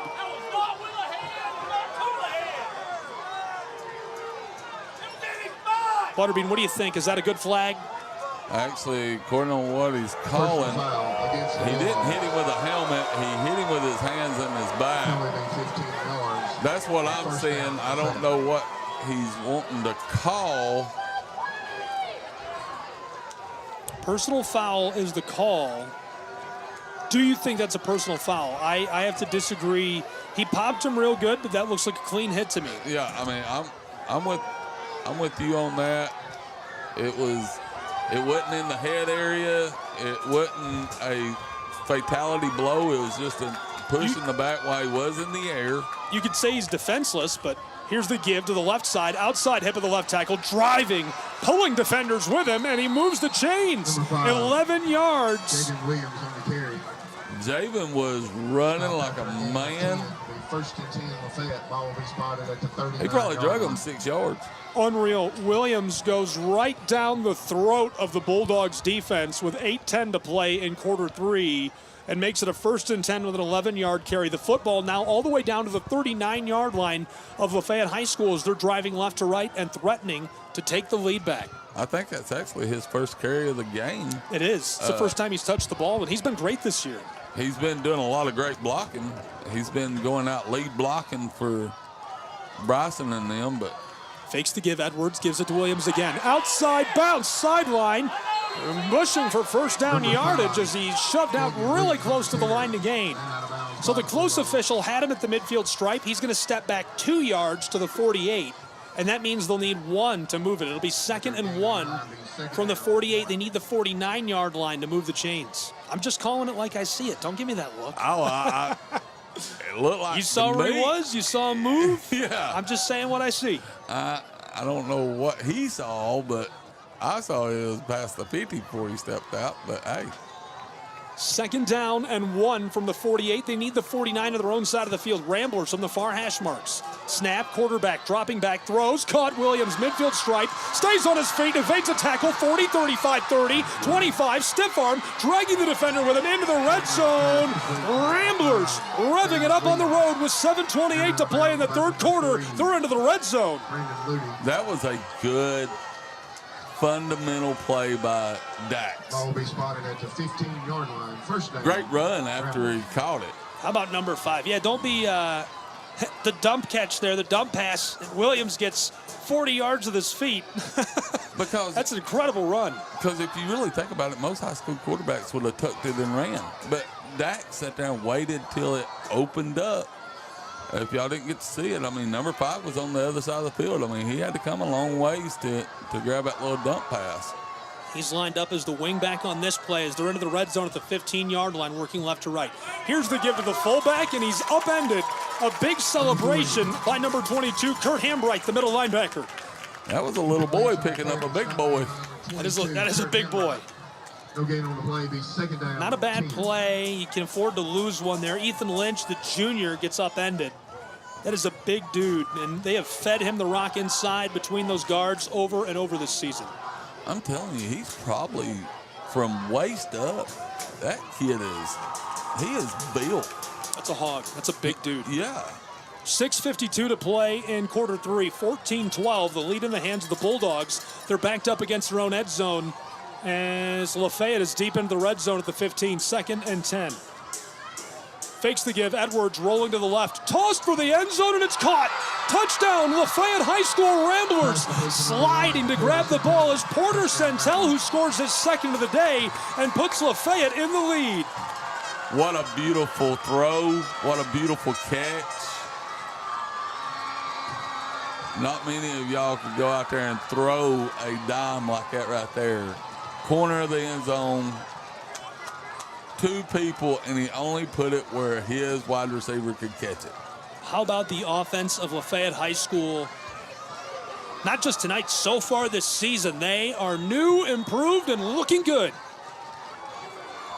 6.5 minutes to play in quarter 3. The Ramblers lead 18-14. Now the point after try. Snap and hold are good. This one sails up, away, and between the uprights. Yes. Harrison makes it 19-14 with 6.5 to play in our 3rd quarter. The Trion Bulldogs are about to get the football back. Don't go anywhere. Prep football will return in just a moment from Trion, Georgia.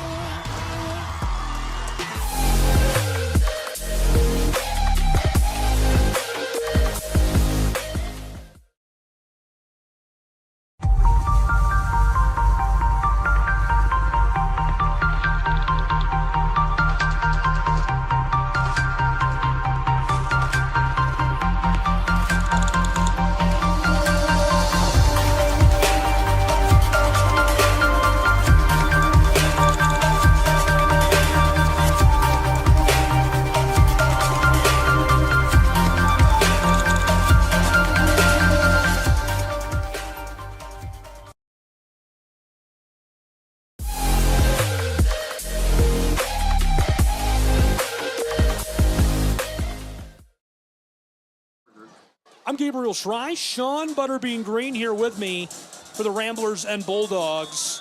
LaFayette has just scored and taken the lead back by 5 points with 6.5 to play in quarter three. This one is going to be booted from left to right down to the Bulldogs. They're going to return it from inside of the 10 across the 20-25 out to the 30. Spin move, he's dragged down.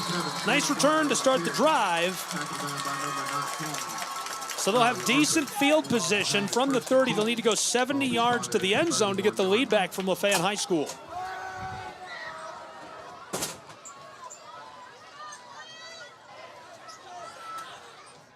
Butterbean, what's the key to LaFayette holding on to this lead? Got to cut down on mental mistakes. You know, just like earlier we was doing pretty good and had a false start. We got to keep our momentum going, but we also need to keep our excitement to a mid-level. Don't want to get no stupid call here right now.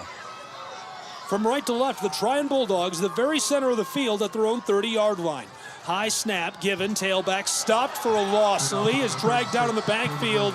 A great play, and we've seen him all night and all season. Andrew Huggins entered today with 20 tackles, 5 for a loss, a bunch of quarterback hurries. He's got a pass deflection, and here again he makes the big play for the loss. 2 yards off the chart already.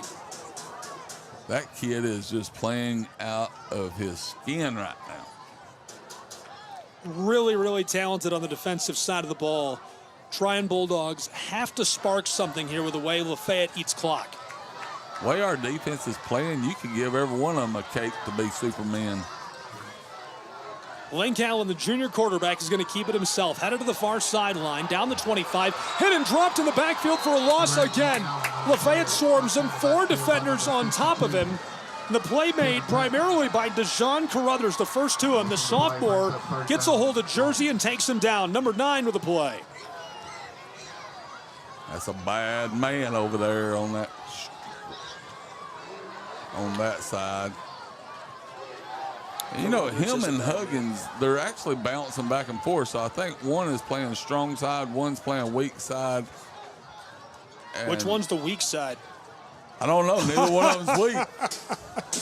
You try to run away from one, you hit the other, and so far it's working. 5 minutes sharp left to play in quarter three between the Ramblers and Bulldogs. Here's Trion High School. On 3rd and 17 from their own 24. Pitched across. Bryson Roberts is tackled down again by the Ramblers. Bryson Cleghorn is right there. Following him closely is Tay Ware for the tackle. These two keep it rolling and rev it up for the Ramblers. It's a 4th and 20. The football back to the 22-yard line of Trion High. So we could actually put them two together and put them as Batman and Robin. No kidding. Trion's Bulldogs are going to punt it away. And I think that's a great decision based on the amount of time left and their position on the field. Their defense cannot allow a score here. A long, grinding drive by the Ramblers would be catastrophic. Ramblers are watching for a fake. Everybody's moving. 2 receivers split out wide for what looks like it could be a fake on the punt. Snap back to the punter. He gets it away. Narrowly tipped. Return man. Bryson Cleghorn lets it go over the 45. Rolling to the 40. Stops at the 41-yard line. LaFayette will take over on this drive with 4 minutes exactly to play in the third quarter. Leading by 5. 19-14, just 59 yards away from the end zone. Go see Chris, the Woodman Henderson. That is huge. For all your tractor and mower needs. That is. Sports is a proud supporter of Trion Athletics. I think the officials have done a really nice job here tonight, save for a few missed calls. And I just want to remind you that you can join the officiating crew yourself. GHSA.org. Sign up to become an official. You get paid. You get to hang out. It's a great way to stay in shape. And if you love sports and you love seeing kids get outside and get active, it's a great way to, A, give back to the sport that you love, and B, you can get out there and make sure that sport continues to be played in your own state, in your own backyard. Super important that we get officials and that officials are available for these contests, and there's a shortage of them. This is my way of giving back to the sports that I love, right? I come out and I broadcast it, and I keep it positive, and I talk about how great it is. And, you know, I love seeing the guys do well. I love seeing the kids play, whether it's girls basketball or tennis or baseball in the spring or high school football in the fall. It's my way of giving back, and I love being out here for it. Wish there was a way that we could do golf. Oh, we can. We can do golf. We do some golf. Golf is so fun to watch. I don't know who's at Especially point, these but you call them, tell them we're coming. Here's the give on the end around the wingback, sliding between the right guard and center, and he gets 3 yards to start the drive. Ball goes from the 41. They're going to give him 4 to the 40. Make it a medium yardage situation on second down for the Ramblers, who are still in the very center of the field.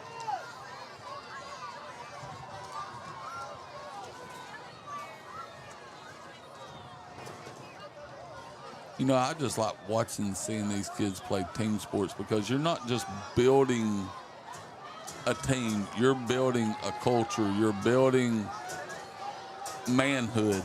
I mean, there's a lot of things you can take from football. Edwards hands it off Williams to the far side, left side of the line. He's tripped and dropped after a gain of 2. Makes it third down and a long 4. The spot doesn't look long. They give him, well, yeah, we'll call that a long 4. Third and long 4. There was some fighting on the back end of the play between a couple of guys, and the Trion Bulldog fans want to call. Not coming. But he was blocking till the whistle. You can do that. That's why the guys in the stripes, they have whistles. Whenever they get ready, they blow it, and you can play up until that.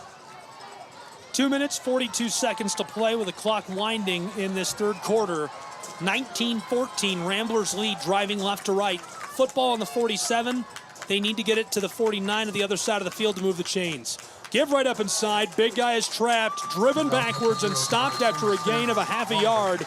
4th down and 4 now for LaFayette High School. Leading by 5, 2 minutes and a quarter to play in this third period. I don't know, Butterbean, do you go for it here or do you punt it away? You got a timeout. I would at least go up to the line. Nope, they're going to punt it. I'd at least try to go up there to see if we couldn't draw them off sides.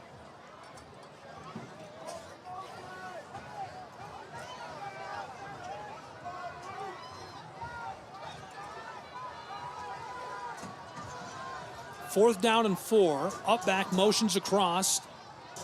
It's a keeper. Williams. First down and more across the midfield stripe. The 40 still on his feet, spinning over the 35. It looks like the ball came out. Trion Bulldog fans say they've got it. No, it doesn't look like it by the pile. It bounced right back up into his arms, and he's coming off hobbling. Williams with an incredible play on the fake. He moves the chains. It's 1st and 10 for LaFayette High School as he goes from their own 47-yard line to the opposing 30. It's always great whenever your punter's also one of the fastest kids on your team. It doesn't hurt. It doesn't hurt when you run a fake if your punter can drag defenders with him and make them look pitiful. It's like Pat McAfee. That's the dog. That's the dog right there. 1:22 left to play in quarter 3. Clock winding. Ramblers end around to Penson. Big guy, wingback, left side, outside hip of the left tackle. Driving forward, 5 yards more to the sideline. 6, maybe 7. Referee still shuffling towards the line to gain. Nice gain. Goes from the 30. The close officials got him at the 25, and the far official will step back there as well. Maybe the 26, very close to the 25. Inside of a minute to play in the third quarter. Ramblers working from the far hash marks, going left to right, leading by 5.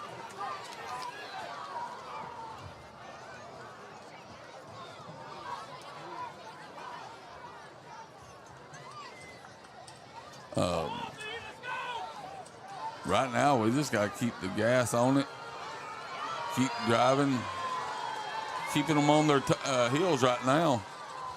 Edwards gives it off to the right side, tailback outside, grabbed by the helmet, dragged down. Couldn't escape as he tried to string it out down the line of scrimmage. Not a bad carry by Penson. Have you ever noticed that the fans on the away side don't yell whenever the ref misses a call for the other team?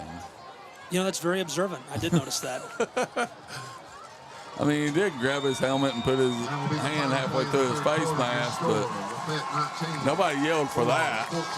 And that is the end of quarter number 3 in Trion, Georgia, where the Ramblers are leading the Bulldogs by 5, 19-14. We'll return with more prep football action and your final quarter in just a moment. Don't go anywhere.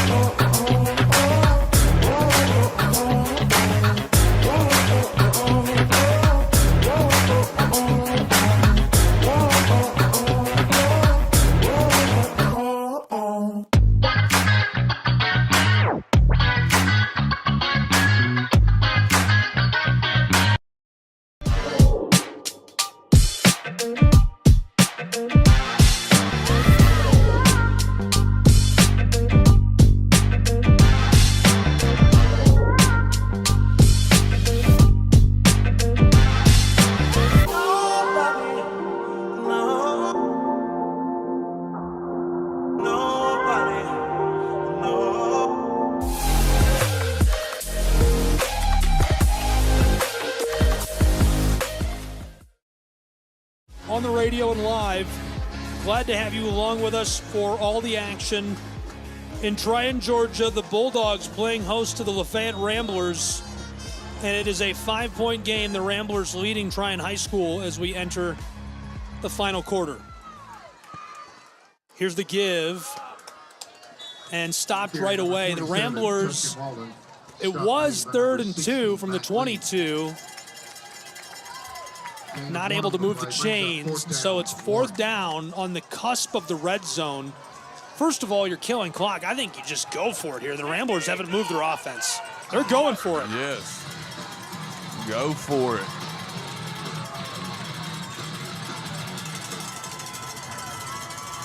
Dax Edwards, tush push, shoved over the top. Ramblers, both teams say they've got it. Pile goes backwards, but on forward progress, I think you move it.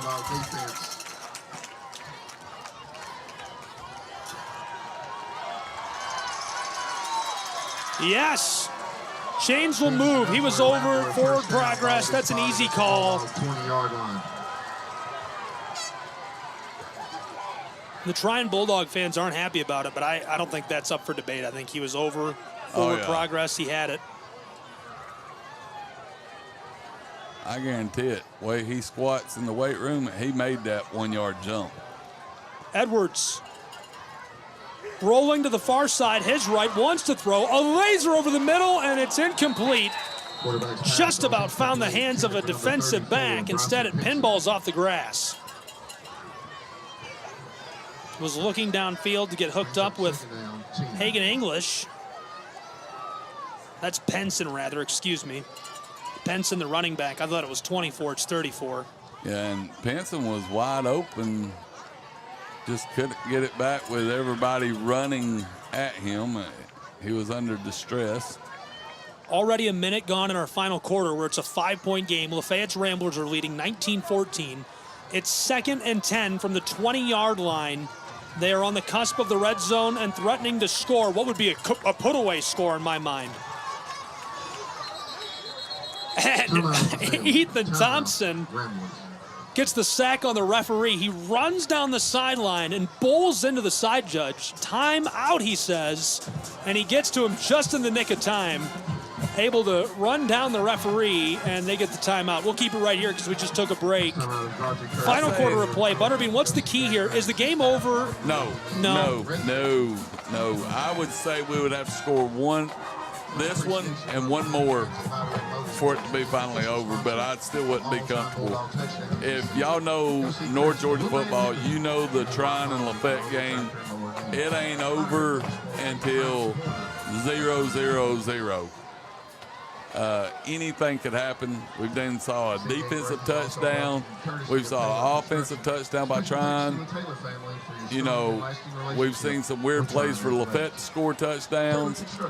I mean, it's these two coaches right here are playing chess while everybody else is playing checkers right now. Big shout out again to Coach Ethan Thompson and Sean Patrick for all their professionalism. They're always so good to work with for me.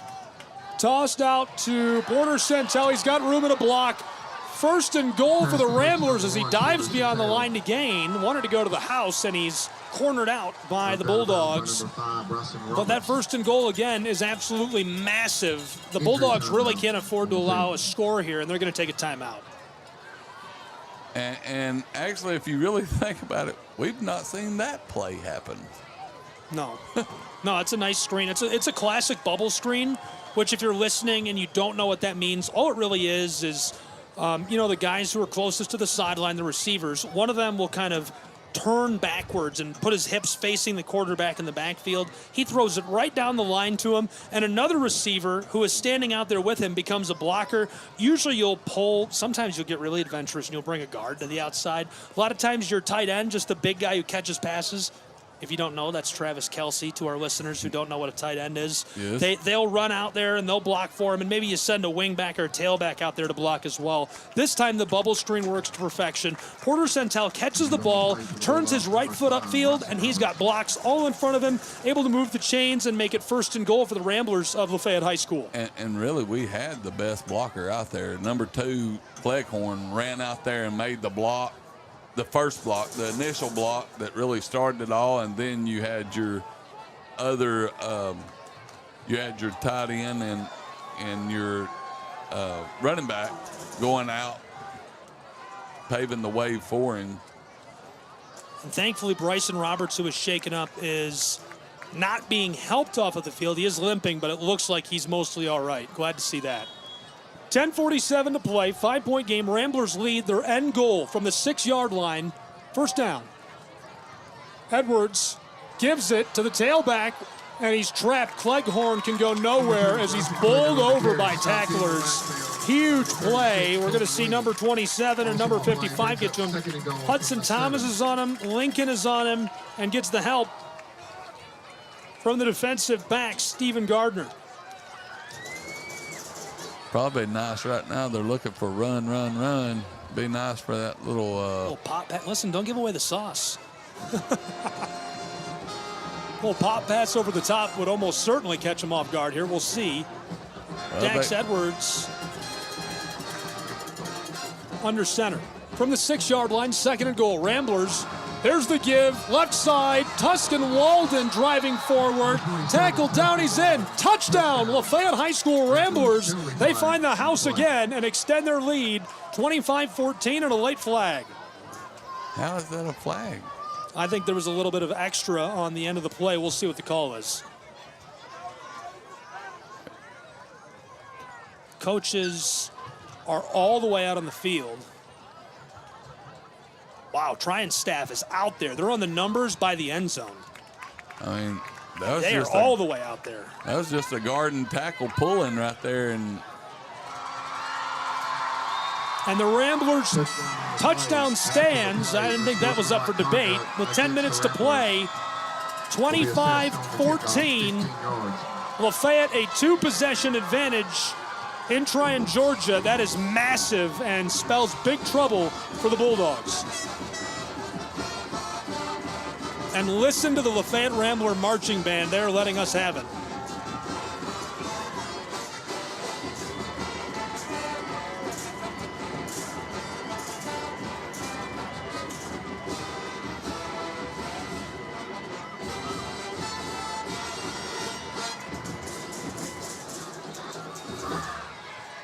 Now for the point after try. Harrison Gilstrap Snap and hold are good. PAT, this one sails up away and goes wide right, so it remains a 9-point game. The Ramblers leading with 10 minutes to play in Trion, Georgia.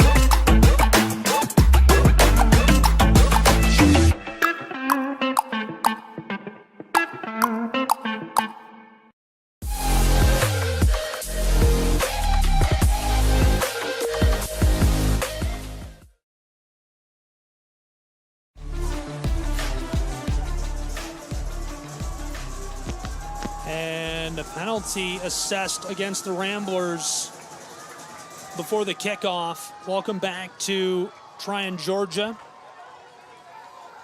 Prep football, LaFayette just scored to push their lead to 9. They were leading by 5. Missed the PAT. It's a 2-possession game with 10 minutes to play between the Bulldogs of Trion and the Ramblers of LaFayette High School. We're back underway as this one is booted from right to left. Fielded at the 30, Bulldog man, 40. Stopped from behind, and he's going nowhere. Trapped and dropped by Lafayette High School's Ramblers. A decent return, just couldn't get away. It's Christian Henderson on the return. We haven't seen a lot of action from the senior tailback today. He was almost my player to watch of this game, too. He's been productive in his career.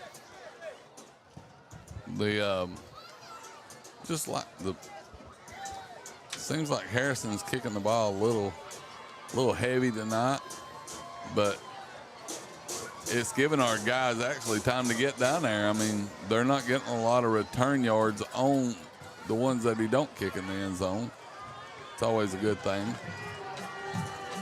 All right, we need our defense to get pumped up here and go ahead. 3 up, 3 out would be great right now. 9:53 to play in this game, 9-point game. Double reverse, flea flicker, uncorks one to the left side. They read it perfectly, and he couldn't make the INT. Through the hands of the safety, he drops it. 2nd and 10. Oh my goodness. That's Torbett he thought he had it timed just right, and it just went right through his fingertips. That would have been a big play. That burns, but it's prep football, and I think my big sentiment with that is tomorrow I hope you'll join me for Presbyterian and Erskine on ESPN. I would not forgive the safety there. My message here is, hey, you're in position to make the play. You're going to catch it next time, bud. Yeah. He was right there. And they read it perfectly, which that's great coaching, great use of film. Didn't catch it. That's about the right attitude. In trouble after the snap in the shotgun. Flag down, check down pass.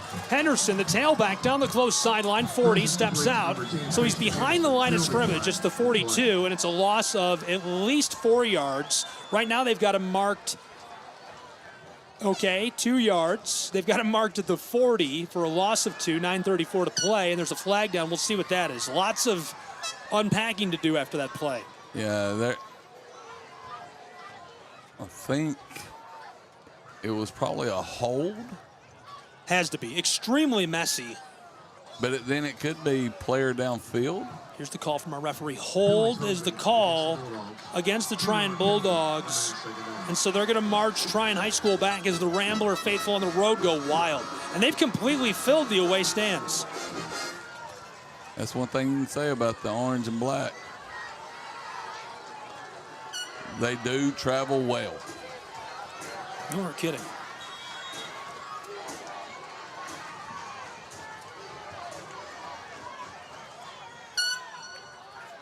Allen motioning Lowridge across. He'll take the snap in the shotgun, rolling to the far side. That's his left.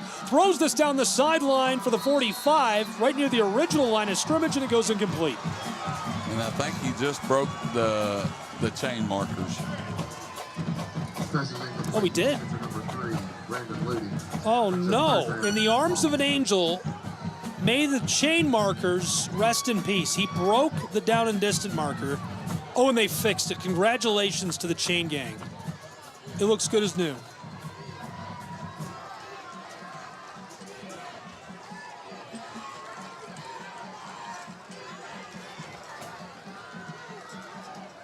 Keep on, defense. Allen has got a ton of receivers split out wide, and a timeout taken down in the field by the Trion Bulldogs. They need time to examine this. I mean, Butterbean, there's 9 minutes, 27 seconds left. With a length of drives, am I crazy for saying that it's do or die right here? Is that too dramatic? I mean, yeah, with a 9 point, I mean, you got to go for it. It's 2 possessions. You got to score twice. 2 touchdowns, too. You can't chip off a field goal. Oh, actually, mathematically, you very much are, but it's still 2 possessions. 2 possessions no matter what. And it's 3rd and 20, and some coaches may have that on the spreadsheet, a play that you want to throw out there, but they've done showed the reverse with the pass back. So LaFayette just needs to stay on the balls of their feet and keep the gas going. Rambler Marching Band making noise on the road. Allen needs to move the chains. It's 3rd and very long for the Trion High School Bulldogs. In the shotgun, he throws. It's a screen, caught at the 30. He gets nowhere. Back to the line of scrimmage. It's 4th and forever. They had 5 wide receivers and basically olayed our line to try to run in behind them, but that fine young man right there, middle linebacker, said, hey, I'm going to stay my lane, and made a great tackle. Big time play.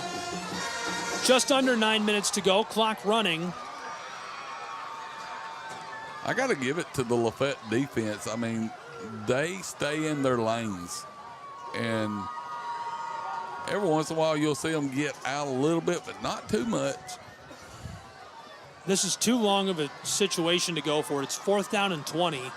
The ball's at the 32. The quarterback is lined up at receiver, but I just don't think you can afford to go for it. Think there's a timeout? Sounds like a timeout indeed. There's a flag back for delay of game by the punter.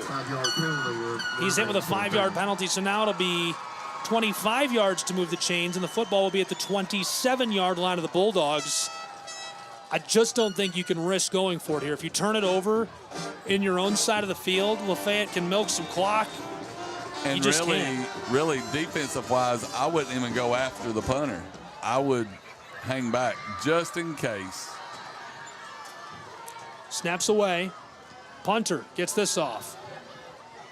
Centennial almost got thrown into the punter by a blocker right there.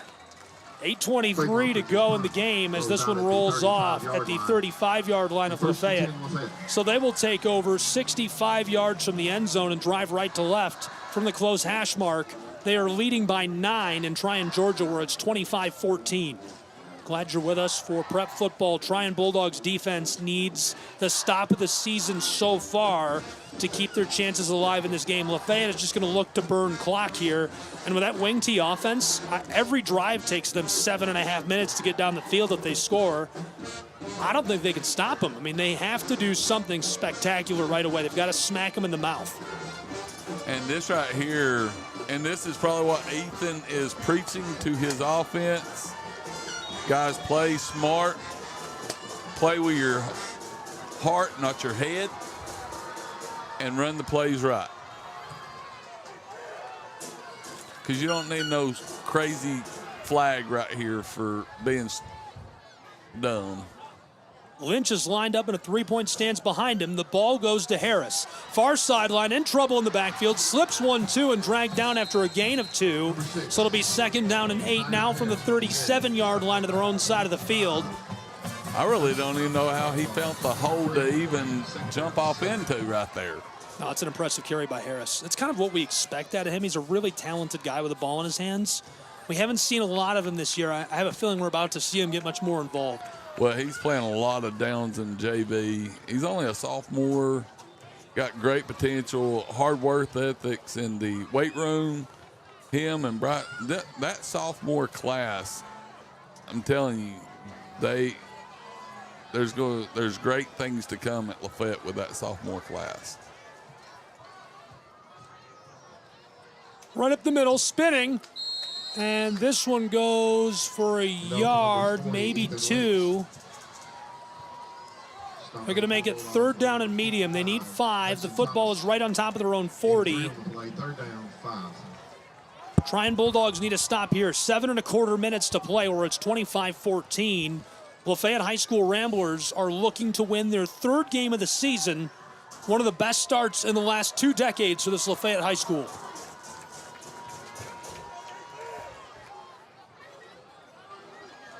They just need to keep running. We need to get a first down right here. Get a first down, and then just run that little clock. Ramblers fumble. Edwards picks it up. He's in trouble. Grabbed and dropped. Lowridge is on top of him and pulls him to the turf immediately, followed closely by Hudson Thomas, the junior defensive end. Good job by Edwards picking the football back up, but the Bulldogs swarm him immediately. 4th down, and the Ramblers will have to punt it away, but with only 6 1/2 minutes to play, the Bulldogs are going to have to turn 2 scores really quickly. But one thing that the coach for Trion is going to have to think, do I send them? We have got a fast punter back there. Or are we going to hold back and let's block and try to take our chances?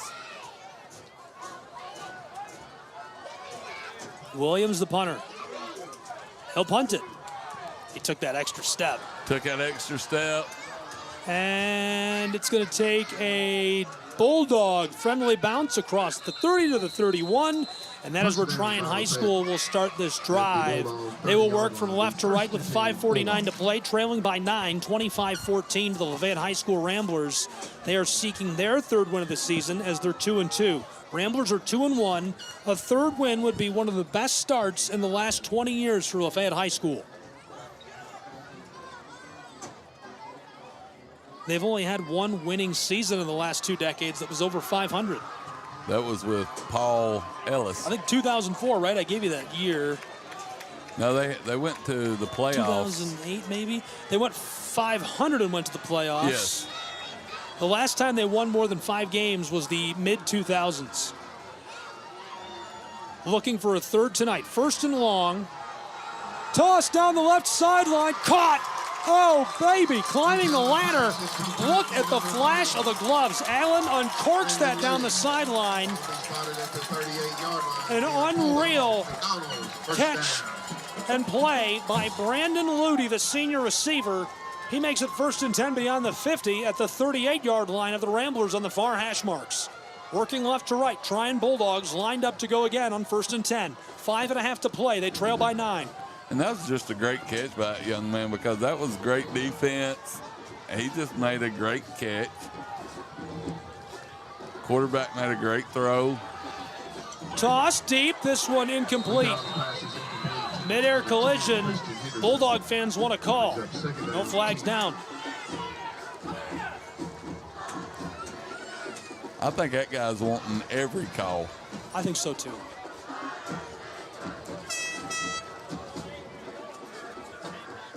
He's probably jacked up on monster drinks. A little too much Mountain Dew tonight? Yeah, a little too much Mountain Dew. Allen in the backfield, rolling to the close side. That's his right. Throws it for the 30-yard line. It's caught. Coming back to the ball, Dawson Crane makes the catch. His 12th of the season. It puts him over 130 yards receiving with less than 5 minutes to play. And that was actually a great catch. I mean, sliding down, trying to get it. Allen in the shotgun. Defense. One receiver out wide to his left. That's the far side as they're working left to right.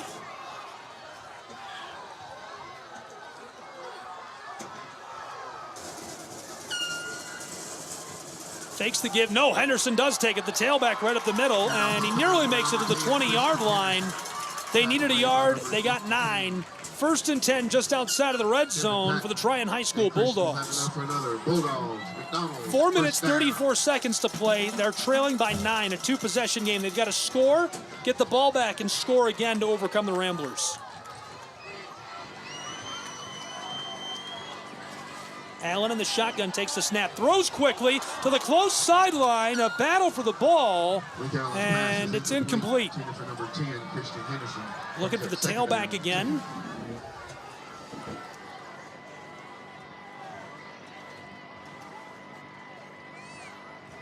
Allen running this offense. He has been commanding today at home for Trion High School. They must score quickly. 4 minutes to play and trailing by 9. He'll run this from the shotgun.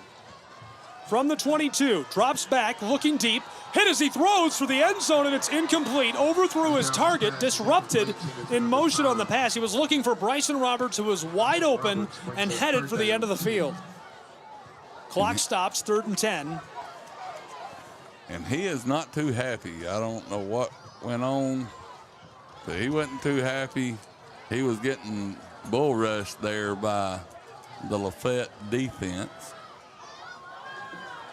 That Rambler defensive line has been menacing. I mean, they're back there. Audible coming in from Sean Patrick and the offensive coordinator of Trion High School's Bulldogs. 4:10 to play.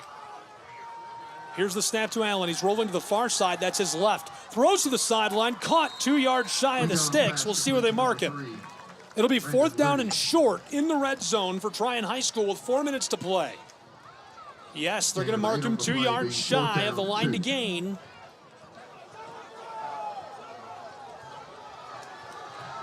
Looks like he's going to try the field goal here.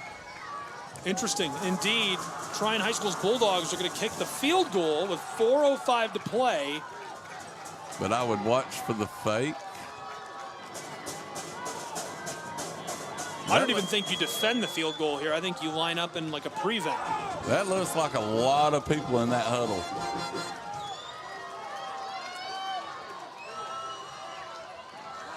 They're trying to draw them off sides.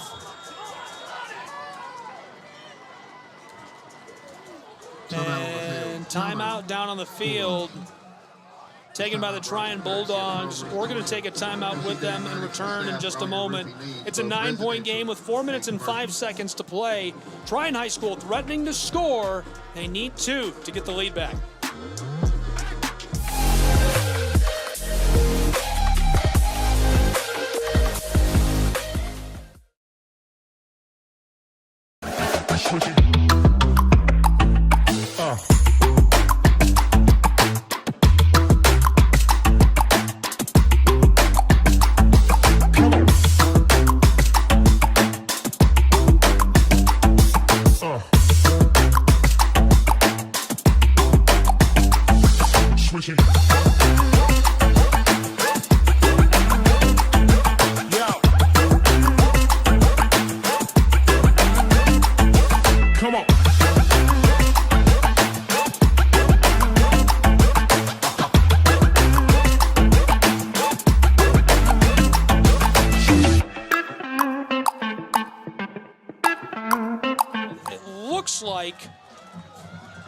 It looks like they're going to run a play.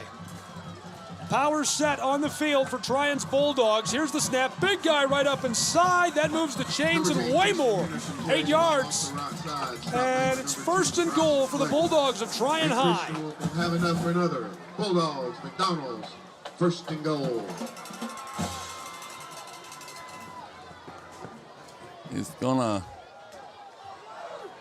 They're gonna have to make that stone wall again. They're gonna have to make a defensive stand right here.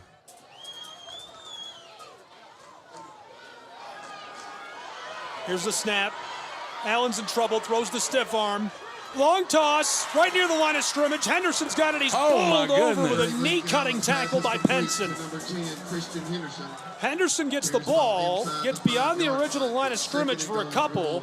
Now it's 2nd and goal. Trion Bulldogs hurrying to line up with 3:20 to go. He was trying to run like Johnny Manziel out there. And he spikes the ball. I like that comparison for him. He's not quite as mobile, but that's a fun one. McAllen stops the clock with 3 minutes, 13 seconds. But shouldn't they move the ball back where he spiked it? Incomplete pass. Oh. 3rd and goal. 4-yard line. I hate using it down there to stop the clock with 3:13 to play. Trion is going to do whatever they can. Bulldogs, man, takes the snap, rolling to the close side, heads right, picked off. Ramblers, 10-yard line, Go. 20, 30-yard line. He's got a blocker. He's gone. Tay Ware, midfield strike, opposing 40, 30. He cuts it back around the quarterback. Allen at the 20. House call, baby. Touchdown. LaFayette High School Ramblers. The pick 6 with 2:55 to play. It's 31-14. Oh, baby. Call up the GHSA. Call the NFHS Network. Call Georgia High School Football Daily. It's a Sports Center top 10 pick 6. That was a big-time play by a big-time player. Unreal play by number 23, Tay Ware, who picks it off and takes it to the house. What a play. If you're not here at this game, you missed it. Unreal. The Rambler crowd is still going nuts in Trion. PAT team is on in a 31-14 game. It's Harrison on to take the point after try as the crowd finally starts to calm. Bulldogs are having problems with their PAT defense unit. Someone came on that wasn't supposed to.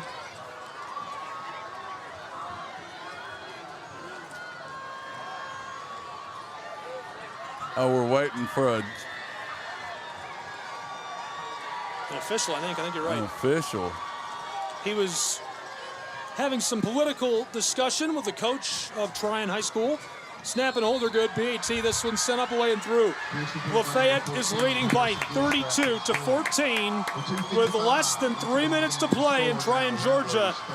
Butterbean, it's safe. The Ramblers are off to one of their best starts, if not the best start, since 2004. Oh, buckle your seatbelt, my friend. We're going to need some racing harnesses in this press box for the rest of the year. Ethan Thompson has the Lafayette High School Ramblers firing on all cylinders.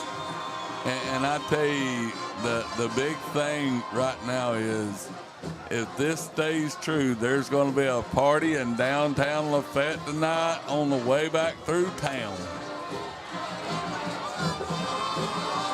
Less than 3 minutes to play, 32-14. Does Trion have a chance? You've got to turn a score every 60 seconds for the rest of the game to come back. Rambler kick unit is not on the field. I think Ethan Thompson is looking for someone. I think we had somebody shooken up a little bit, so trying to make sure we got the 11 guys out there. Timeout taken by the Lafayette Ramblers. We're going to take a timeout as well. It is prep football. It is 32-14. Ramblers, a commanding lead on the road. Don't go anywhere.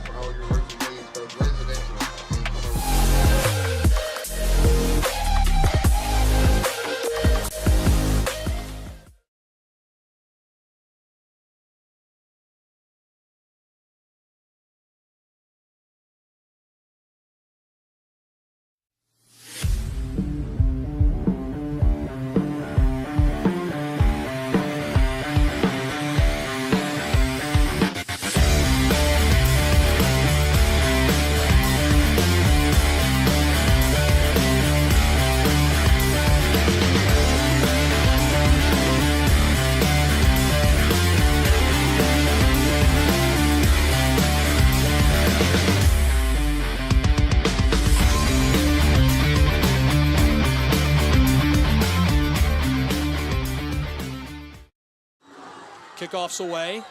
Sails from right to left, and this one blown dead as a penalty flag hits the turf. I think we made it 1 foot too long.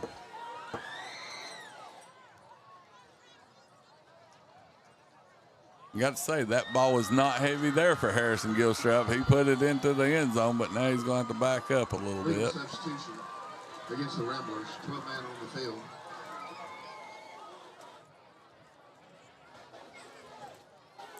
Men on the field for Lafayette High School is what I'm hearing is the call. 3, 6, 9, 10, 11. We got 11 now.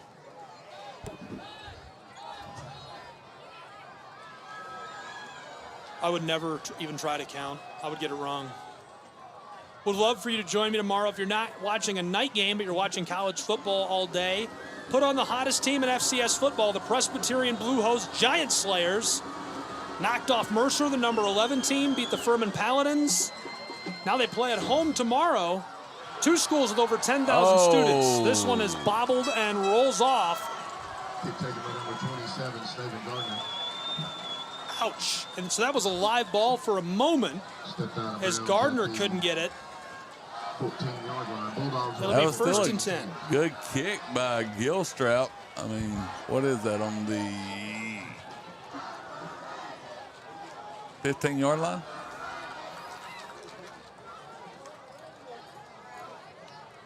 Here comes the offense of Trion High School's Bulldogs to face down the Ramblers defense.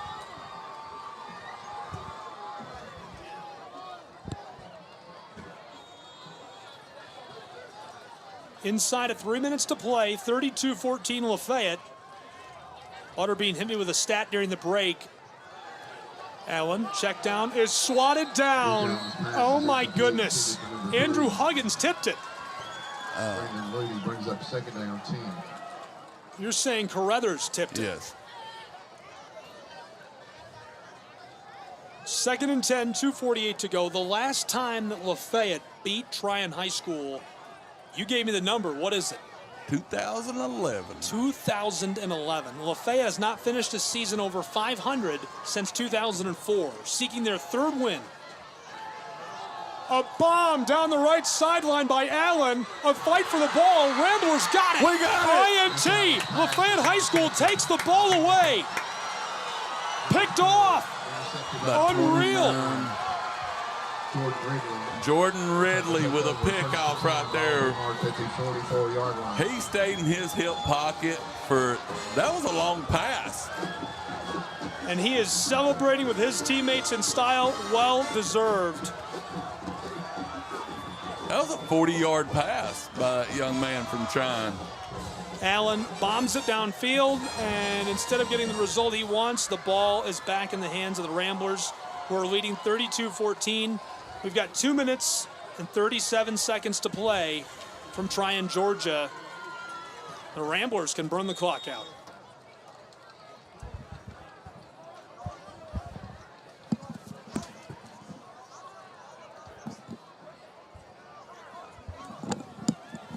Here's the give.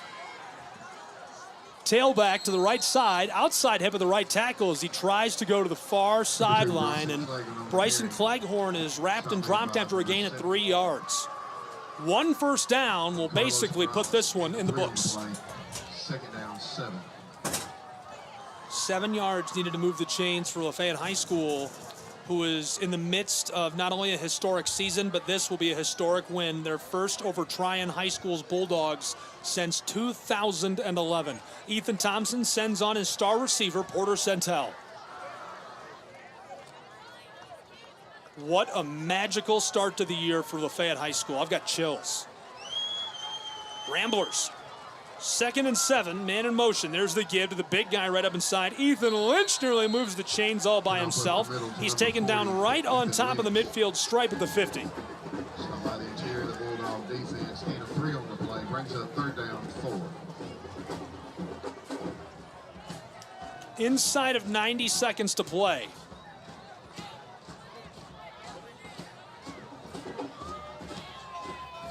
Lafayette marching band letting us hear it.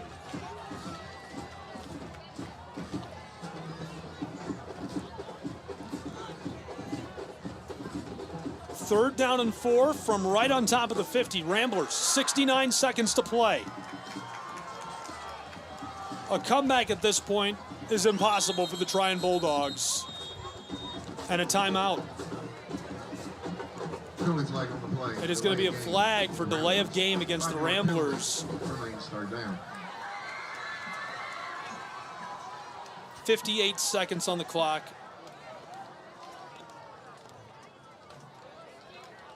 Third down and 9 for LaFayette High School.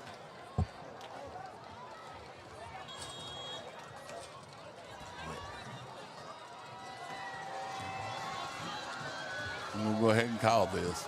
It's going to probably be a pass play. Oh. Give by Edwards to the close side by the left. Javelin Williams, midfield stripe over to the 40. He moves the chains. First and 10, Lafayette High School with 52 seconds to play as he steps out. Ball be spotted at the 40-yard line. The Ramblers have all but won this game. That's it. Got a cramp with Santel Porter. Injury timeout on the field. And the band of the Ramblers is letting us have it. It's 32-14 with 52 seconds to play. Lafayette High School is going to topple the Trion Bulldogs for the first time since 2011. While we're here, also give a shout out to Josh James, Coach James, the flag football coach. He's listening in with us. Sally McGinnis and her boys are sitting here listening to us. Very appreciative of our listeners from around the country. And our sponsors. We thank you a lot. What a bargain. Sponsored the Lafayette Rambler football team. They're about to be the hottest thing in North Georgia with their third win of the year and their first since 2011 over the Trion Bulldogs. 52 seconds to play. First and 10 Ramblers leading 32-14 in enemy territory at the 45. Little push up inside. Clock will run. One kneel down and it's all over.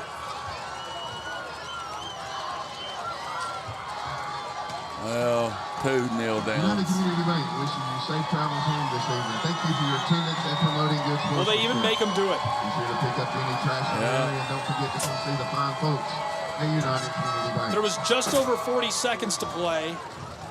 Should need 2 knees. Yes, second and long. They're going to take the second knee. Here it is. And it's in the books. It's official. The Ramblers have done it. 32-14. Lafayette High School topples the Trion Bulldogs for the first time since 2011. Congratulations, Lafayette Ramblers. Congratulations, Lafayette, Georgia. Congratulations, Ethan Thompson. A 3-win start for Lafayette High School. One of their very best since the last time they were over 500 in a season in 2004. Unbelievable. What an electric start, Sean. As alum, as somebody who coaches for this program, what are you feeling? What are you thinking, my friend? Hey, I'll go ahead and tell you, this is probably the biggest game of the season. And this right here is the momentum. You come down here and you sit here and you watch, and I've been coming to Trion Lafayette games for years. And it's, I don't know, I'm just trying to take it all in right now that, you know, it's great. It's great to be a Rambler. I'm so proud. I'm so proud of our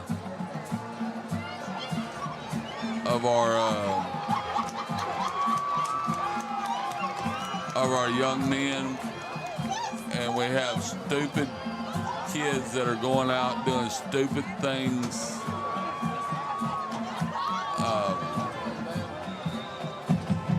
And it wasn't our players, just to let y'all know. It was people coming off the sidelines doing. Kids are going to celebrate. Yeah. But I tell you, for these kids right here in the orange and black, it is remarkable.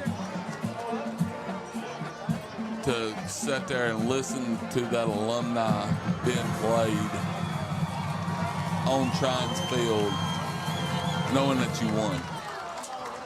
Unbelievable moment to cap an unbelievable performance by the Ramblers. We'll break when we return. Post-game show on Georgia 93, 7 a.m. 1590 WQCH.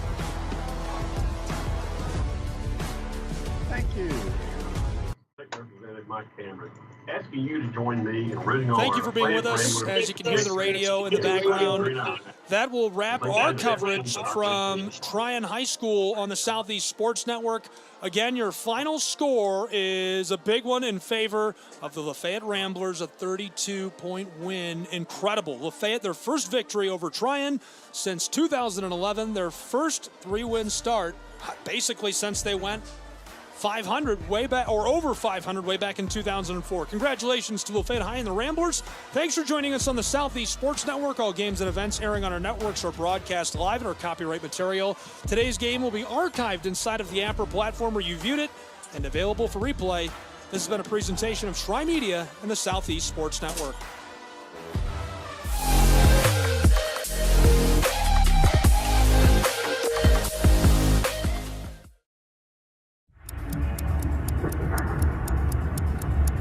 Some might ask, what's the hurry? But if it's the difference between getting McDonald's breakfast and settling for a Big Mac, well, run like the wind. Sit in the hip like, whenever you tip them up, got to sit in the hip like, Ba-da-ba-ba-ba.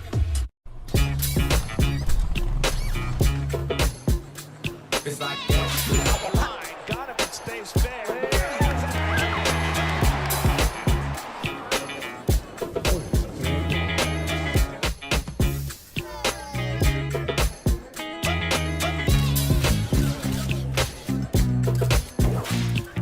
Everybody feel it, come around with the rhythm, it's a sound. Everybody get down when we bring it to you.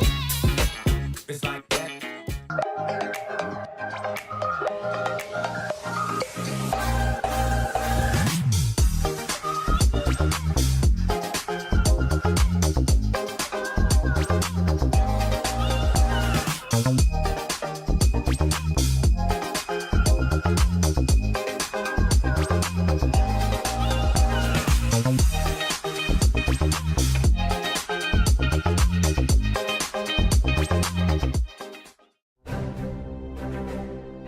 You don't have to wear a uniform for service or sacrifice.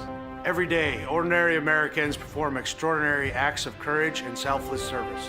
Please join us in recognizing citizen heroes who have made a difference in the lives of others through their acts of courage and selfless service in communities across America. Nominate a citizen hero today at themedalofhonor.com.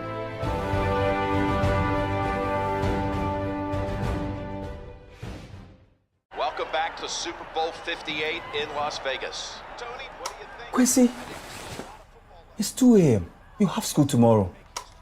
Get some rest. See you tomorrow, Saquon. You got it, Quessy. His name is Quincy. The crowd goes wild. Hey, Quincy. Quincy! Your son's fantasies are going to destroy my house. Speed move! Quincy, take the snap! Hike! Here comes Fred Warner! I'm open! He's got Jefferson! Hit the gritty? Nah, hit the Quincy. What is that boy doing? Nobody was Oh no! Bring it, little man! Cam Jordan!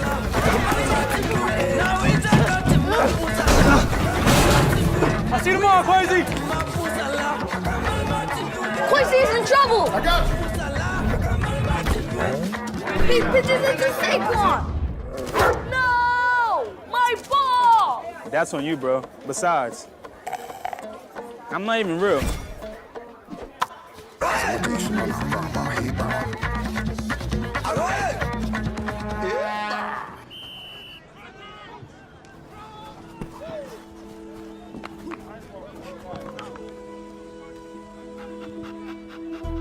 Is this your ball? What's your name? Quishy. Quincy. I'm OC. I know that look. I know that dream. I had the same one.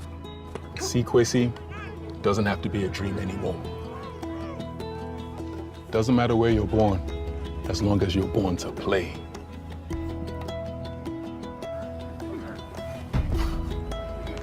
Just making sure you were real.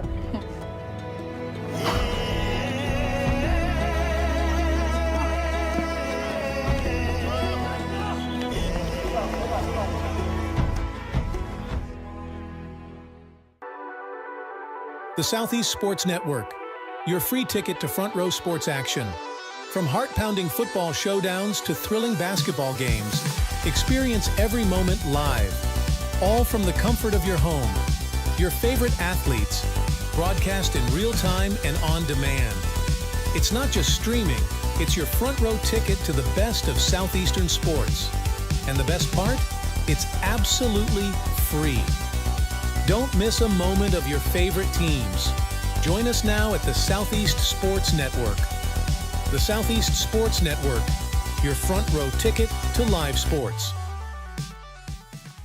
Mental health plays a massive role in professional soccer and in sports in general. We're all here to support each other. We're all here to help each other, and you never know what somebody is going through, whether it's on the field or off the field.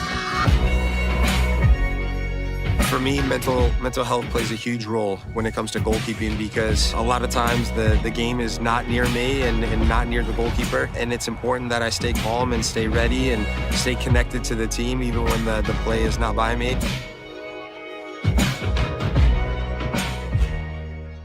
Once upon a time, there was a girl with golden locks.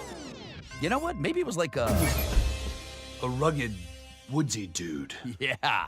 The beds were too hard, the chairs were too soft, the porridge was too... This Goldilocks wanted something tastier.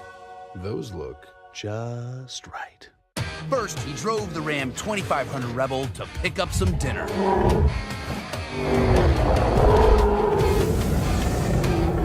Too hot! Pow! Some really big dinner. Tastes like chicken. Next, he took the Ram Charger deep into the woods to flex his artistic muscles.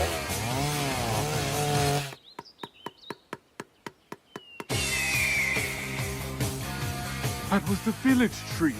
Then, completely abandoning the narrative, he fired up the Ram RHO for a little joyride. Time to jump a volcano.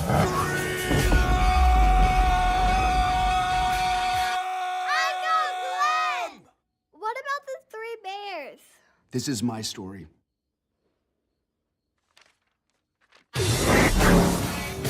But yeah, the bears were there.